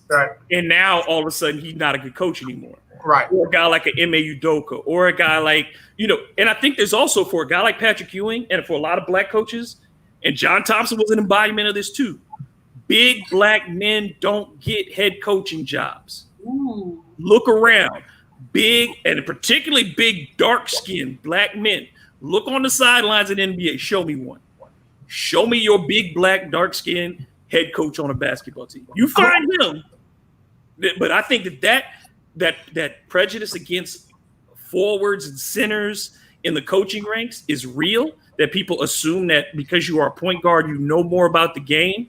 But we have seen it. Larry Bird was a great coach. LeBron James could possibly be a coach one day if he's got the mind for it, certainly. There are plenty of players by position. Knowing the game is not position specific, but the NBA has kind of taken a model of what kind of coaches that they want. And for Black coaches in particular, look around. They look a lot alike. Like, I had to notice it myself. I was like, you're right. Be cousins. Monty Williams and I could, if you're on the wrong day, somebody might think I'm Monty Williams. There's most of the Black coaches in the league. Ty Lue, Yeah. Doc Rivers. Hold on, David. Hold on. I mean, is it a coincidence that most of the black coaches in the league are light skinned? Let me take a break, but you know what? The only one I can get close with is Paul Silas, and that's close. That's not. That's been a minute. Stay right there. We'll be right back. We'll be right back right after this on the lunch break on the legendary KYOK. David dropping some reality. We'll be right back.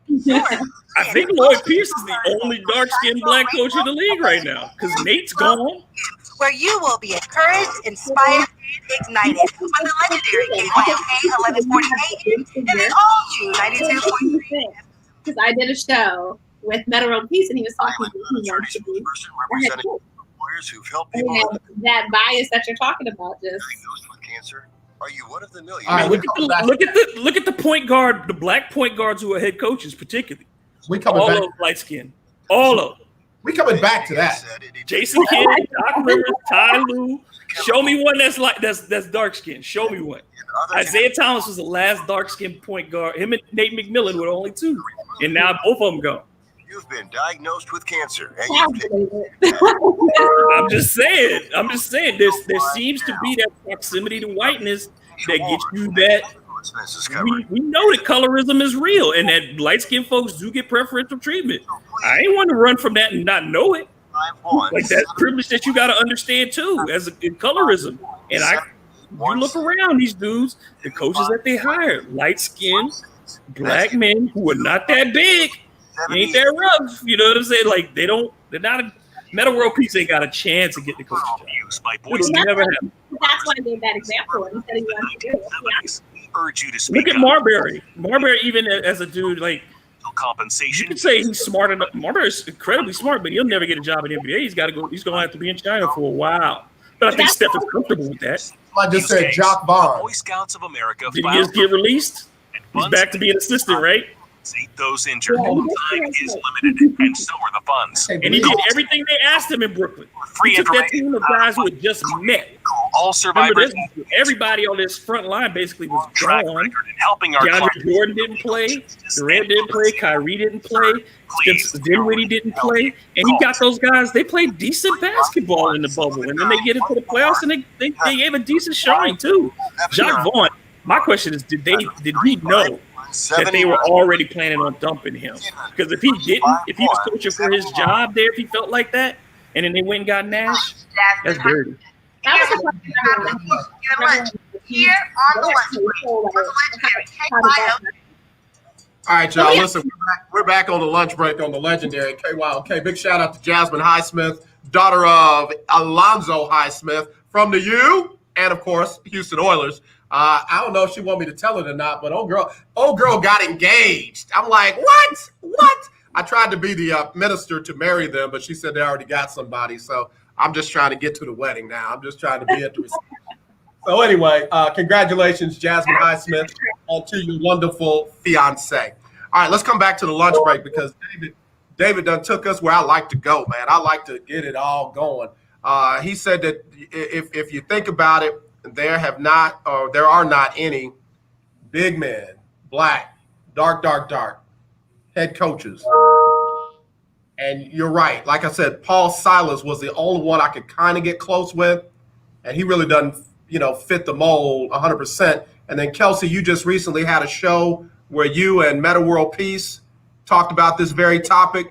Give us some of the nuggets of what y'all talking about.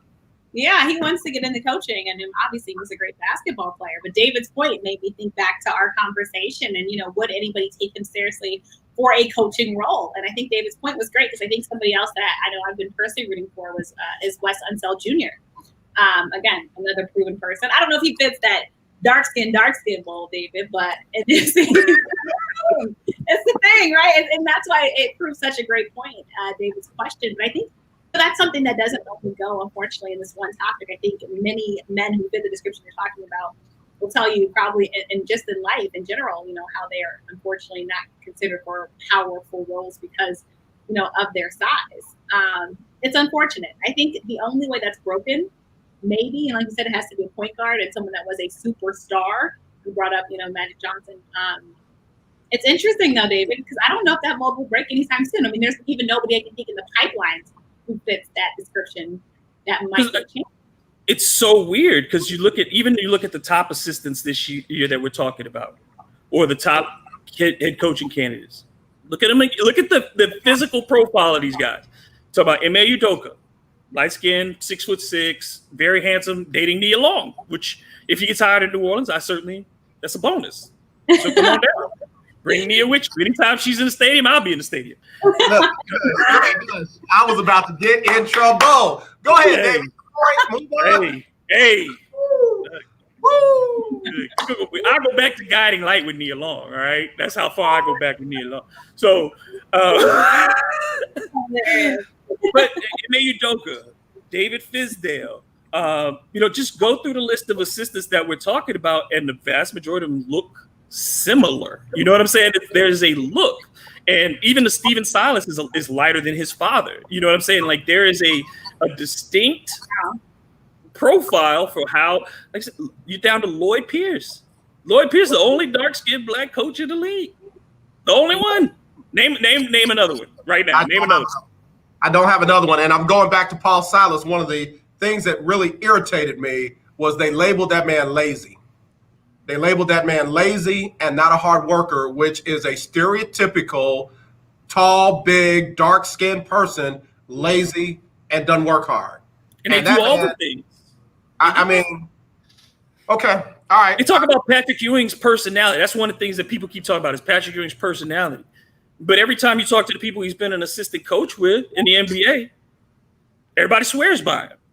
And I think it's a thing that goes along with being big. When you met John Thompson, he's an intimidating figure before he says a word because he owned the room. When he steps into the room, you can't help but notice John Thompson. And it's not just because of his size, but it's the projection of his aura. It's the fact that he was a person confident in himself and was not really willing to bow down to anyone to lessen himself. So when that kind of power projects and you add it to size, I think it's intimidating to a lot of people who feel like I will have to look up to this big person when they come into my office and demand things. I think that is it's intimidating for people where in other parts of life, tall is seen as an advantage. I think in coaching, it's a disadvantage. Yeah, I think it's an interesting topic though, and because if you think about it, David gave a great point where it can be seen as intimidating when they come to your office, but on the opposite spectrum, as a coach, I feel like players will respect him more. Look, if Pat even starts to get to yelling, and we saw an example of that with his Georgetown players, everybody was in that huddle listening to what he had to say because again, he is that presence. I think players can respect that. But on the business side of it, it is intimidating to have this big guy who you're in charge of step in. And it's unfortunate because it's a stereotype that tall black men have had to face for their entire lives. As soon as you get to a certain height and you're dark skinned, you're automatically seen as a threat. And it's unfortunate, but it's the way society currently is. And that's why David's point, AJ, is making us think like this and think about it. We shouldn't have to think this hard, AJ. We're both very knowledgeable people. David's a knowledgeable person. But it's because it's a problem. When you have to think that hard, something's a problem. This is what's blowing my mind because you've got some black GMs out there. So why are they not, making different hires? But you have very few black owners. You got one. So Black Lives Matter being on the side of the court does nothing because it's not translating from the top down. I almost said to the front of the house to the back. Stay right there. Give me 2 quick commercials. Give me 2 quick commercials. We'll be right back. Right on the lunch break. Tell you how you can get real health insurance $1,000 a day. Affordable health insurance for you and your family. You don't hear that on KYOK. Windows and walls. Regardless of your medical condition, provides $6 a day. Guaranteed health insurance, and there's dental, vision, and prescription coverage too. You owe it to yourself and your family to make this free call right now and learn more. There are no deductibles, no contracts, and coverage is guaranteed. Call National Health right now for your risk-free health insurance quote, starting at just $6 a day. Call now. 800-797-0921. 800 We need to take a picture together like we're on the podium in the Olympics. Two of us will have our hands up. Kelsey, you just be standing there. I guess I got to be in the one in the front to be the Australian because I'm the lightest. So y'all got to be Tommy Smith and Clyde Carlo. I got to be the Australian dude with my head down and no gloves. So we got to do it. Interviews, music, we got to do it. Surrounding our world. Maybe I could be Harry Edwards. I'll be Harry Edwards I on want the side. Angels. I want no judgment zone. I don't want Charlie's Angels. Not no Christian KYOK Radio, 740 AM, and the all-new 92.3 FM at KYOKradio.org. You're having your lunch on the lunch break with KYOK. All right, man. My mind is blown, man. I came in here trying to be nice today. I was not gonna be Malcolm AJ. I was gonna come in today and be Martin Jones, but David Dunn, man, you have blown my mind. I am going through every single, just everybody's sidelines, and I'm looking at not just the head coach, but I'm looking at the assistants beside them, and you really got me going deep. I'm probably through how many teams? I got 30. I'm probably through 20. Let's go through these names of assistants. Darvin Ham, okay, light-skinned dude. Darvin Ham, Ty Lue, Juwan Howard starting to get named for NBA, getting put in name for coaching. Juwan Howard, light-skinned brother with impeccable fades, the greatest fades of all time. His barber, I don't know who he is, but he should be in the Barber Hall of Fame. Juwan has never stepped out in his life without a tight fade. Never. Not as long as I've seen him. Charles Lee, not particularly a dark-skinned dude. You talk about Wes Unseld Jr., about your shade. So Wes is in that mix. He's in our middle. Jason Kidd. Come on. Mark Jackson. I mean, you're right. You just go through the list. There's Adrian Griffin might be is in that darker skin group, but Adrian Griffin, what happened to him? As soon as it got to be that Adrian Griffin was getting to the top, then you start hearing about things about Adrian Griffin. Remember, you start hearing about personal things about Adrian Griffin that maybe he's not so stable. They might be a little volatile, but you didn't hear that from inside the NBA circles that came from outside. So again, when you get these kinds of things, it's like, all right. Why does it keep playing out this way? That's all you would ask is why. I looked at the Pelican staff this year. Ain't there no dark-skinned dudes on that staff? Not a one.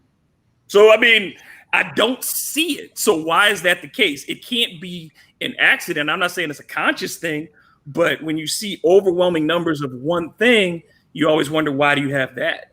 Because there shouldn't be an overwhelming balance of light-skinned coaches and the small group of dark-skinned coaches, the same way there should be an overwhelming balance of male coaches in women's basketball and a small segment of female coaches. It's just not right. It doesn't make sense.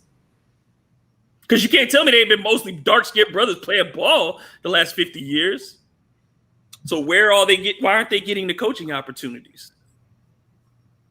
Kelsey? Interesting. Because it makes me think about, our Capital City Go-Go team, and we have Pops Mensa, but he's the GM. And again, I'm going to have to go down to the G League. He fits that description you're talking about, David. Dark-skinned, tall, but and I think David made a good point. I don't know if it's thought about as intentionally, but also you have to realize, well, why isn't there one? And when will that first one be? That's my bigger question, because I'm looking at the openings, and again, I don't see anyone coming down the pipeline that fits that description that I see getting any of those head coaching jobs. So how long will it take for that? And maybe the person that might be the closest that fits David's description would be a Pat Ewing. But again, as I said earlier in the show, I think he has a couple more years he's going to have to prove himself at Georgetown with this basketball program to even get in the conversation for a possible head coaching job in the NBA. What's interesting is I'm now over into the NFL. Of course, you got Mike Tomlin. Mike Tomlin comes off right at the top of your head. Yeah, and then you got Brian Flores, who now we're drifting in the other direction. So there's conscious bias, and then there's unconscious or subconscious bias. When you got all of one kind of thinking, one kind of culture, and people get mad when you say all of a certain group think alike, but you've got biases. You've got biases. What you see is typically what you're used to, what you're comfortable with, what you've been around, what have you. You literally have to make yourself get outside of your comfort zone, your normal sphere of influence, and see something different. And watch this, and not just see it, but experience it. understand it, relate to it, ask questions of it, and try and get a deeper understanding before you can say you now know and you can now relate with that. Well, let me just say this. Let's look in your backyard.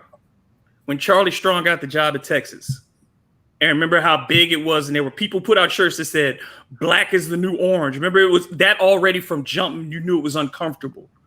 You know, and how people, the whole hiring process for Charlie Strong. And what we see with dark skin, again, another dark skin coach, and particularly a black coach in college football, he didn't even get the 4 years that every other coach is afforded. The same with Ty Willingham, didn't get the same 4 or 5 years that every Notre Dame coach in history had been afforded. Even after other guys lost, they got to keep their jobs better than Ty Willingham. Got labeled as lazy and not a hard worker. And the fact that they keep trying to add that in, because let me tell you something. Nobody put that on Charlie Weiss. Nobody put that on Charlie Weiss, and they were getting Charlie Weiss was one of the laziest, not hard workingest, and all of that, but they never said that about him. But they labeled those two coaches the same thing, and I don't like that. I don't like that. But go ahead. You were saying. And it's that thing of, what is a head coach supposed to look like in my mind? And I do that with Americans all the time. As I say, if you close your eyes, tell me, imagine a president. What do they look like? And most people imagine a white person. Imagine a doctor. What do they look like? It's a white man. You know what I'm saying? Like, getting people to get out of those preconceived ideas of what a person should look like. And I think that they have a view of what a head coach should look like. And in their mind, a guy like Charlie Strong looks like a defensive coordinator. That's where he should be. You know what I'm saying? And when you see when they look at black coaches, look at the white coaches and their physical profile for the most part, by and large. They're these young, offensive-minded, genius types who wear visors instead of baseball caps and do all this stuff. Those are the people that they are now deciding that's what a coach looks like. And on the college level, it's supposed to be the guy who's big and gregarious and carries all these things, this power. And black coaches are seen as, and I think David Fisdale said this, the same things that get you hired as an assistant as a black man or a black woman are the things that keep you from getting a head coaching job, because they use those against you. Your relationships with players, your ability to communicate, they take those things and they want you on the staff to relate to their black players. But the moment you get talked about being put in charge, they say, well, that's what you are. You're a communicator. You're a recruiter. You're not a coach. And that's a big part of it too. Kelsey, when we look at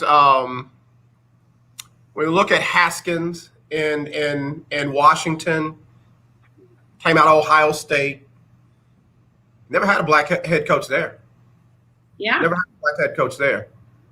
You know, go ahead. I was going to say, this makes me think about this before Haskins picked Ohio State. The school that he had committed to was Maryland, and of course, Maryland, after the Maryland football, they have Mike Locksley. You know, what I'm thinking about, because, and this is why I think I've been more proud of Maryland, is because Maryland right now has a black head football coach, Mike Locksley. Of course, I mean, Maryland, I think he's going to get some slack.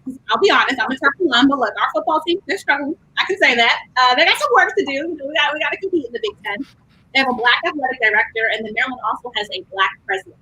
I think Maryland has to be the only school to have a black athletic director, a black president of the school, and a black head football coach. I want everybody to think about that, because that's 3 of the highest levels at a university or college. And again, I think Michael Locksley, I think Big Ten not playing, of course, gives him time to build the football program. But I always wonder how much time, because I know the Maryland football base, like a lot of Maryland fans are already mad they still left the ACC. Really, Maryland's football only claim to fame is beating Texas. I mean, that's the one time where we get to be really excited as football fans. You know, there was that game that they almost beat Ohio State, the Haskins-led team. But the Ohio State reference, you know, was huge. Because look at those big schools, and you look at where Mike Locksley came from. You don't see black head coaches in those roles, even though, of course, look at Alabama. The best players year in and year out are pretty much your black players. I mean, those are players that get drafted in the NFL, cover a team like the Ravens. The Ravens have been a team that has always relied on players from Alabama, especially when you look at defense, because those players usually are really good, right? You know what you're getting. But Mike Locksley is the only one that came to mind, David, that kind of fit your frame model. But again, I know he's newer and he still has a lot to prove. But I do also wonder how long he will have to turn that Maryland football team around, because it goes back to what we said earlier. We're putting these positions, very hard positions, to turn the team around. So he was put on Maryland football team that hasn't for a while, right, been successful. When you look at their last success, I'm going back to the Randy Edsel era. I mean, it's you're backpedaling. So he's one I think we all will have to closely watch to see what he does with this program, because I think it might set precedent for other Black head coaches in college football. Yeah. Keith Hennig just dropped, take a look at the staff in Tampa under Bruce Arians. Todd Bowles, definitely dark black. And, of course, the offense coordinator out of Byron Leftwich. Yeah. You got Todd Bowles, and you got, I mean, that's the blackest staff in the league. That is no doubt the blackest staff in the league. But we haven't seen any of those guys. We haven't seen Byron Leftwich interviewed for a head coaching job. We haven't seen, you didn't see Raheem Morris and guys like some of those guys who were head coaches for a hot second. They never got a second chance. Right. And that's the thing. It's like, do you get a second chance? Yeah, the New York Jets were so bad at giving Todd Bowles the help that he needed that they put a rule in the league that you got to spend so much of your cap money. They literally sent that man out there year after year with less than what he needed to be successful on an NFL level, that the entire league put a rule in that you can't do that again. Oh, but they still fired him now, mind you. They still fired him, and he fortunately ended up with Arians down there in Tampa. But, man, I'm telling you guys, there are folks that just keep going on that there's no systematic racism. Well, look at what happened to Brian Flores in Miami. They gave him a team that shouldn't have won, and he made them win. They were supposed to win 3 games last year, and he got them to 7. Yeah. That's such a good point. I was going to ask what's your guys' opinion of James Franklin with Penn State. I like him. I don't love him. Well, I was going to say something different. I was going to say he's a little light. I couldn't fit, David's description, but I think, what he's done. I mean, but then Penn State is a program, of course, that's continued to prove themselves. David, he is more your shade, your skin tone and color. Yeah, he probably, look, that's another one to do that if we walking down the street together, somebody might think we're brothers. If I grow my goatee back. You're related. But I think it is, you do, when you see it in multiple ranks, I think if you're not seeing it in college football, of course you're not going to see it in the NFL. I mean, it's just because, again, it's the pipeline. This is, again, why Mike Locksley just created a minority coaching program to hopefully help coaches of color get a pipeline into the NFL. This is why the Rooney Rule is always talked about, getting, coaches of color opportunities to head coach in the NFL. And I think there's just so many questions on it, but that colorism part, David, I think we talk about black and white or, whatever, white versus minorities, but that colorism part I don't think has been divided down or talked about enough. And it's such a great point. It's such a great point. And I think something that most people are, quite frankly, scared to talk about. Yeah, let me go ahead and remind everybody that the NFL is going to do their We Are the World production tonight, hosted by Queen Latifah, and they're going to discuss the NFL's history with social justice and plan to create positive change. NBC Sports' Mike Tirico will lead the discussion with NFL Commissioner Roger Goodell and NFL Players Association Executive Director DeMar Smith. That'll be tonight. Again, hosted by Queen Latifah. We Are the World. What a great job the NFL is doing to fight social justice. Quick question. When did you realize that? I did not know until about a month ago that Mike Tirico was not black. He's Italian. I didn't know that. Did you know that? Did y'all know that? I didn't know. Knew this? That's quiet. I was like, what? Wait. Yeah, Mike Tirico's not black. I didn't know this. He's Italian. He's that South Italian, obviously. He's that Sicily Italian. But Lord Jesus. So, wow. Y'all down. I know. I got nowhere to go with that. Here's my thing. What do you think good is going to come out of this production tonight? I don't want to be negative about everything. I don't want to be that guy. But I said yesterday, if they're going to bring awareness and give people an opportunity to donate money to these grassroots organizations, like there's about 20 of them that the NFL has given grant money to, if they're going to put more spotlight on them and tell the real story about systematic racism, then there might be some benefit to it more than, just putting Black Lives Matter in the end zone and doing the Negro National Anthem, which I hope somebody has nixed before it happens tomorrow. This is going to go so bad. if this is a broader attempt to bring awareness to the truth behind systematic racism, and Queen Latifah does more than just try to be funny or silly, then it might have a chance. But that's just me. Kelsey, what do you think about what you're going to see tonight, if anything? Yeah, this is one that's interesting. And okay, so I will give them some applause for doing something. I think I'm going to always give you some type of encouragement for at least trying, because when you don't try, you don't do anything. I will sit here and criticize you. Now, what they're doing, I think, is questionable. I do love the Queen. I love Queen Latifah, so I love that she's a part of this. But I think the NFL has a special duty to get this right, especially after the Colin Kaepernick situation. I think we saw the interview with Emmanuel Acho. We've seen, they're going to put in the end zone in racism. It's not enough. I don't think they've consulted with enough leaders in the Black community. And I say that just doesn't mean just talking with the NAACP. There's so many others that you need to talk with. And I think it also breaks down to with age ranges. There's Black millennial groups, there's Black faith groups, there's so many others. And I think, just throwing a person like Queen Latifah in and think, oh, well, they love music, let's make them happy. No, that's not getting it right either. And again, I love the Queen, love the Queen. Yeah. I have so many questions, but again, I will get it. I'm not gonna fully take away from them that they're trying. I am glad that they're trying. I am glad that something is happening. But is it enough? I think is the question that we probably all had. And right now I am stuck in my head saying no.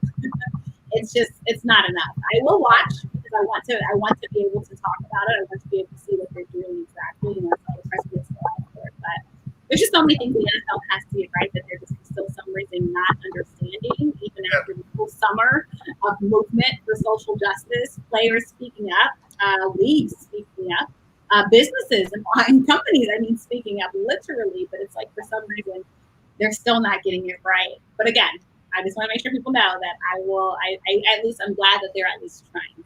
Because at least you can try multiple times and get it wrong. At the same time, they're the NFL. They are America's sport. They are the biggest sports league in the entire country. And they are really the ones, I think, that kind of juxtaposed or really started this movement, of course, that kind of began by accident. Yeah. Thanks to an intern. David, your thoughts on tonight? What do you hope comes out of it? What do you think could go wrong with it? Everything's about tone. Everything is about tone. This is not the time to be trying to make people feel better. You can't have change without pain and honesty. And honesty is going to hurt people's feelings. Mm-hmm. And quite frankly, that means in this case, it's going to be the majority of white America whose feelings get hurt. And we cannot be so concerned about protecting those feelings that we mute the message. Because our feelings have been hurt. Our feelings have been stomped. Our feelings have not been considered while we've had to deal with this. So in explaining it and in conveying how vital and how urgent these issues are, you cannot turn this into entertainment. You can't turn this into a special. It needs to be something that hits. And that's what I saw failure of on College Game Day this weekend, is that they were able to successfully pretend as if they had a meaningful discussion by changing the tone and immediately pivoting from the things that were real. Out of that weekend, what's been the thing that we're talking about? Kirk Herbstreit. Right. What did Kirk Herbstreit say that was so profound? There wasn't anything in there that was that profound. And it's not about Kirk Herbstreit feeling bad. Hey, dude, feel your emotions. But when you say two things that stuck out in that, two things. One, that stuff doesn't exist in a football locker room, which is a patent lie, because racism is not impervious to a football locker room. It don't check out when it sees the locker room. We know, ask any players who have played, black players over the course of their career, and ask them if there's no racism in the locker room. That one bothered me. And then the second part of it, again, is simply saying we've got to do better. Stop that. Yeah. You're making it a moral failing. This is a systemic problem that can be attacked through legislation and through changes in policy. when you make it an emotional argument, it is easy to dismiss or easy to say, I can kick that down the road because emotionally I'm not that person. I am not a bigot because I don't do A, B, and C, but you are still contributing to the functioning of this system that is racist. And that part, if you're not having those conversations with people, you're doing yourself a disservice as a black person, and you're doing that white person a disservice as somebody who's trying to learn or is in the position now to learn. So that's what I want to see is tone, because I've been bothered lately by the change of tone. When I see Ed Orgeron go on TV and say, we got to get racism up out of here. I heard that. Racism got to go. And they're spelling it Geaux. No, that is not the tone that we're asking for. This is serious. You wouldn't do that if people were dying of something else. You wouldn't be AIDS got to go. And no, it's like we gotta deal with this issue right now. This is no different than a public health issue. This is no different than a societal breakdown issue. So it's not something that you're gonna beat with a slogan or a pep rally.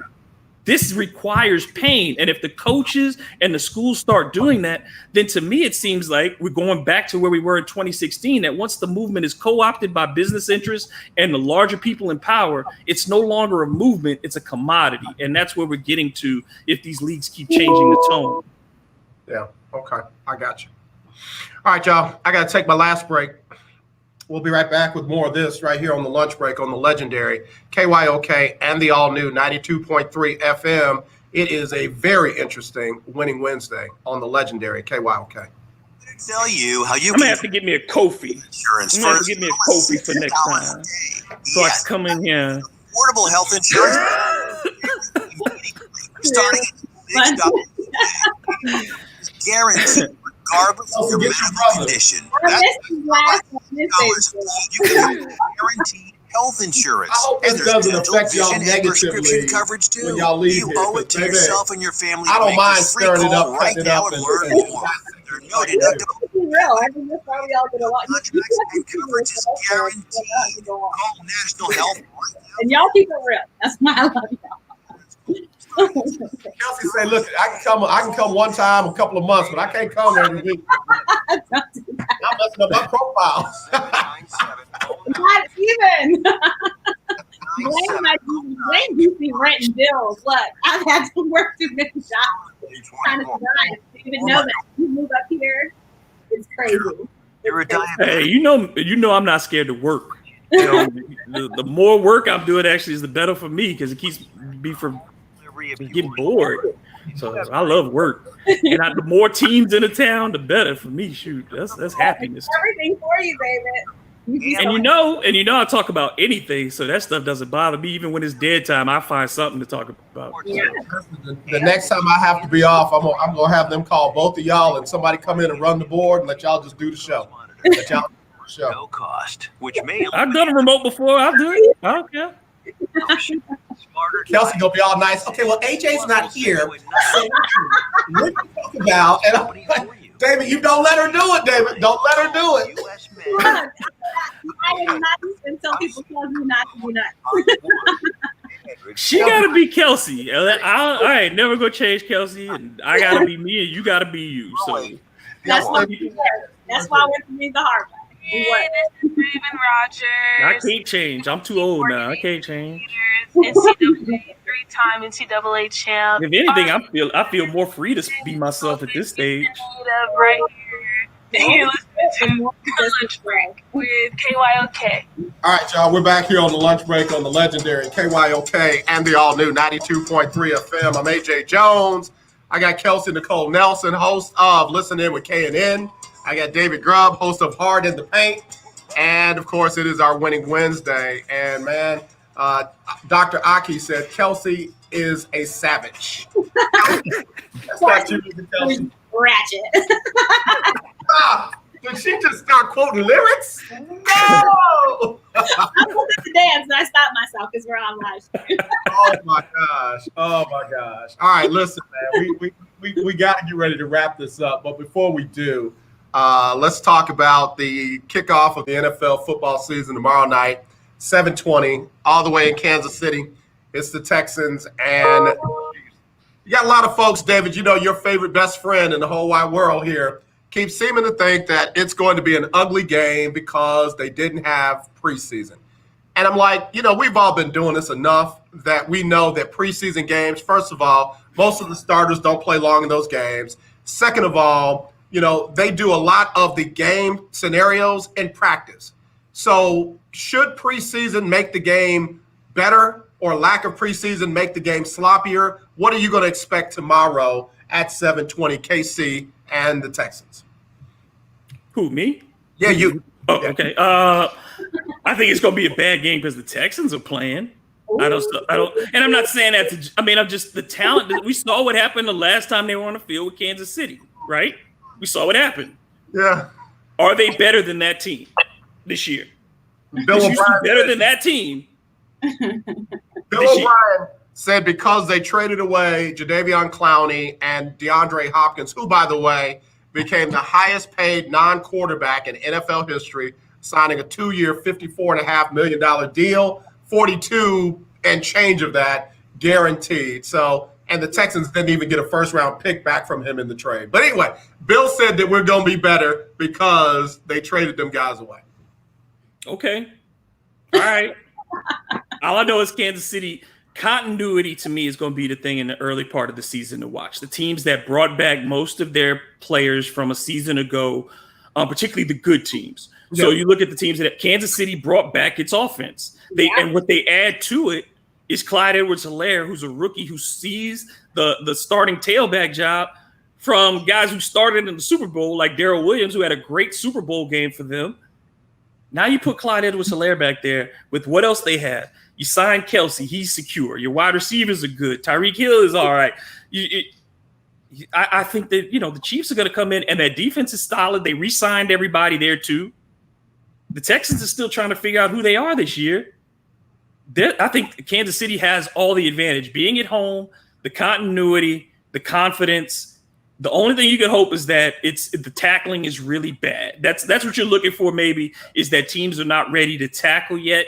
And because they don't have film on any of these teams that have changed, so I don't know what the offense looks like in Houston right now. If you're the defensive coordinator in Kansas City, you might have opportunities to surprise them early. But that's the best you've got because talent for talent, the Texans aren't better than Kansas City. I would expect Kansas City to win this game by double digits. Wow. Kelsey, what are your thoughts on it? Well, first off, I'm excited for football. I started covering football, so I'm excited it's back as long as it's safe, of course. But I'm excited for it. Look, I think David said it. The Chiefs are just bringing it back. That's what's so scary, and that's why many people have them possibly doing a repeat of last year. But, of course, in that AFC division, you have to look at the Baltimore Ravens, another team who has also brought back many of the same pieces, even though Earl Thomas messed himself up. But I won't get into the whole Earl Thomas situation. But anyways, honestly, to be honest, I wasn't mad at the Earl Thomas leaving because Derrick Henry, that was just a bad game for the Ravens. But going back to the Texans, I'm excited. I think Deshaun, you see that huge contract, rightfully, that he just signed. Congrats to him on that. But I think the Texans have something. I think you said two major pieces that they don't have. I don't think it's going to be close I don't think it's going to be as big as David said, but I do think we're going to get a good quality football game. Going back to your point about the preseason, I think we saw it with the NBA. I think, you might see a little rest, but they've been practicing. They came from training camp, and these guys have wanted to play. Remember, COVID took away a lot from them. So I'm not too worried at all about the play on the football field. But they're highly paid professionals. They are the best of the best. And we know how this year was unlike any other. If anything, I think that pushes and propels them. I do think the Chiefs will win it. I do think the Chiefs, again, are going to be contenders to win the AFC title. I mean, Pat Mahomes, what can he not do? It's just what can he not do? The defense is there, the offense is there. As long as he's protected and they keep him healthy, there's not many things the Pat and the Chiefs can't do. I'm looking at week 3 when they play that Ravens team. That's the game that I want to see. Are the Chiefs the truth? And the Texans, I think they have a run ahead of them. They're not the worst team they did. I won't take that from them. But able to somehow miraculously beat the Chiefs, I think they will put the league on notice because no one's talking about them doing much, I think, this NFL season. Yeah, most of the analysts have the Texans third in the AFC South, which, that's their Super Bowl. If they win that AFC South, we're dancing in the streets down here, whether we want to or not. But most folks have the Colts first, Tennessee second, Texans third, and then, of course, that team down in Florida that I'm not even going to give the time of day on my show. Interestingly enough, though, Kelsey, over your way, a lot of folks have Pittsburgh winning the AFC North. with Baltimore second. Then you who are these people? two power rank or predictors, if you will. Pete Prisco and John Breach both have Pittsburgh at 11-5, the Ravens 11-5, then Cleveland, and then Cincinnati. What are your thoughts about that? I want to know who they gave the Ravens losses to. That's what I would be very curious in. Because I think Pete Prisco dropped 5. I'm like, that's what I'm like, what? I think the team that you have to be, I think the team that the Ravens can lose to, of course, is the Chiefs team. But if you look at last season, the Ravens did beat the Chiefs in the regular season. And of course, many of us thought we would see them playing that championship round. But of course, Derrick Henry obviously messed that up. But what? That's so interesting because I think when you look at the AFC North, it did used to be the Ravens and Steelers competing for that title. Because let's be honest, the Browns, no one's believing in Baker. And the Bengals are the Bengals, right? Like, there's only so many different things you're going to get from them. But the Steelers, again, I think they have a solid team. I will be glad if they go 500. But competing with the Ravens in the AFC North, I think that's just disrespectful. I'll just say it right here. I think that's just disrespectful because the Ravens on paper have the team. And the only way I do that is Lamar not playing in those 5 games that they have them losing.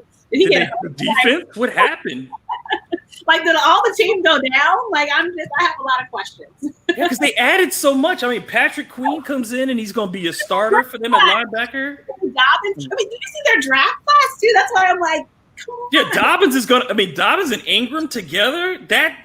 And then and Lamar is going to be refining himself even more. I don't get it because the defense alone, to me, you put them up against Pittsburgh. Yeah, Juju Smith-Schuster is a very good player. I like him a lot. But are you convinced that Ben Roethlisberger is still the kind of guy who can win a division at this point? I don't know. They did. I just don't know. And even there, I would have put. There ain't no way I put Pittsburgh ahead of Baltimore. I'll just tell you what they said. The other surprise is the Seattle Seahawks ahead of the San Francisco 49ers. That ain't a surprise. Out in the NFC. I get it, but that's it was a significant drop off for the 49ers and kind of a push, if you will, for the Seahawks. So, but they lose their number one receiver in Emmanuel Sanders, who goes to the Saints, and then on top of that, you're talking about it's still Jimmy Garoppolo back there at quarterback. So if you're Seattle, the edge goes to Russell Wilson 9 times out of 10, and probably that 10th time too, because the 10th one probably was looking the other way. Because Jimmy Garoppolo is in no way in Russell Wilson's class. Russell Wilson is going to be an MVP candidate again this year. So to me, it's in the AFC, it's Saints, Seattle, it's 49ers, and in the AFC, it's Kansas City, Baltimore, and possibly, then I think the Chargers actually could make a run this year because I really like Anthony Lynn. I really do. I want to say Breach has Anthony Lynn at 7-9. David's face says it all. They're playing the Raiders. They get the Raiders out there. The Raiders are going to be terrible. I think they can split. They can. All you got to do is try to steal a split with Kansas City, and even if you don't, they're good enough to beat the Raiders twice, and they're good enough to beat who's else in that division? Dang, now am I forgetting that? Yeah, the Broncos aren't that good. The Broncos just lost Von Miller for the year. I know. Guys, I hate to do it, but we got to get ready to go. This was definitely 3 the hard way. Kelsey, Nicole, Nelson, tell everybody where they can find you and follow you. Yeah, so I'm on social media at The Real K Nelson. Check me out on Instagram and Twitter. On Facebook, just Kelsey Nicole Nelson. And check out Listening with Kanan on iTunes, Google Play, and Spotify. And the live stream on YouTube, Twitter, and Facebook. All new shows coming to you each and every week as I'm joined by special celebrity guests. So have a very exciting September and October lined up. So check it out on Fox Sports Radio. Did y'all notice I got your website scrolling down the intern and her creativity has just been amazing. David Grubb, tell everybody where they can find you and follow you as well. Every day on the Hard to Pay podcast. I'm writing a little bit more with the birdrights.com as well for covering the Pelicans. And I've been doing some local radio, so keep checking that out too. And I'm usually saying something on social media, and it's not always sports related. It's not always polite, but it's fun. I'm good. I'm a good follow. He said it's not always polite, but it's fun. Listen, you guys, I absolutely love Wednesdays when we can be 3 the hard ones. So thank you both of you. And again, as soon as y'all are dropping stuff, I'm tweeting it out, or I'm following it and putting it out. So be sure to send me your stuff my way so we can get it out to all the lunch breakers. But thank y'all again. Be safe. We'll talk to y'all again maybe next week. I'll be back. Kelsey, I know you. Kelsey always the one. We got to be sure. I'm there. All right, y'all. Y'all take care. We'll talk to y'all next week. Okay. Yes, sir.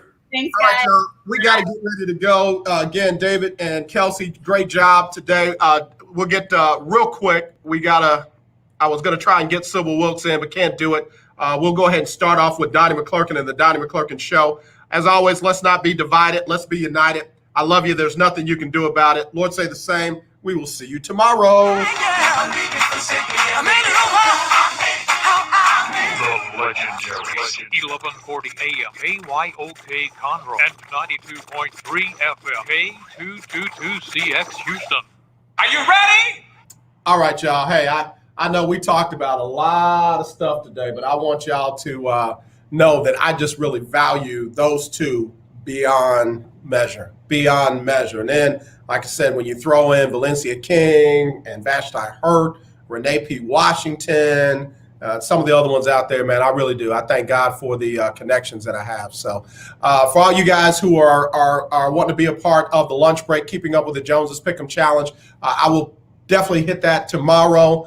You don't have to have your picks in till before 6:20, 6:30, 6:20 around there. So I'll have all the details in tomorrow's show on what we need to do for that. And again, lunch breakers, thank you for what y'all did on yesterday. I left out of here in tears, trying to drive, just thankful for all that y'all did. So please know that y'all have touched my heart in ways that you cannot even imagine. I'm not crying today, so I just wanted to get that out. But again, until tomorrow, y'all know this, not this. We'll talk to you soon, okay? All right.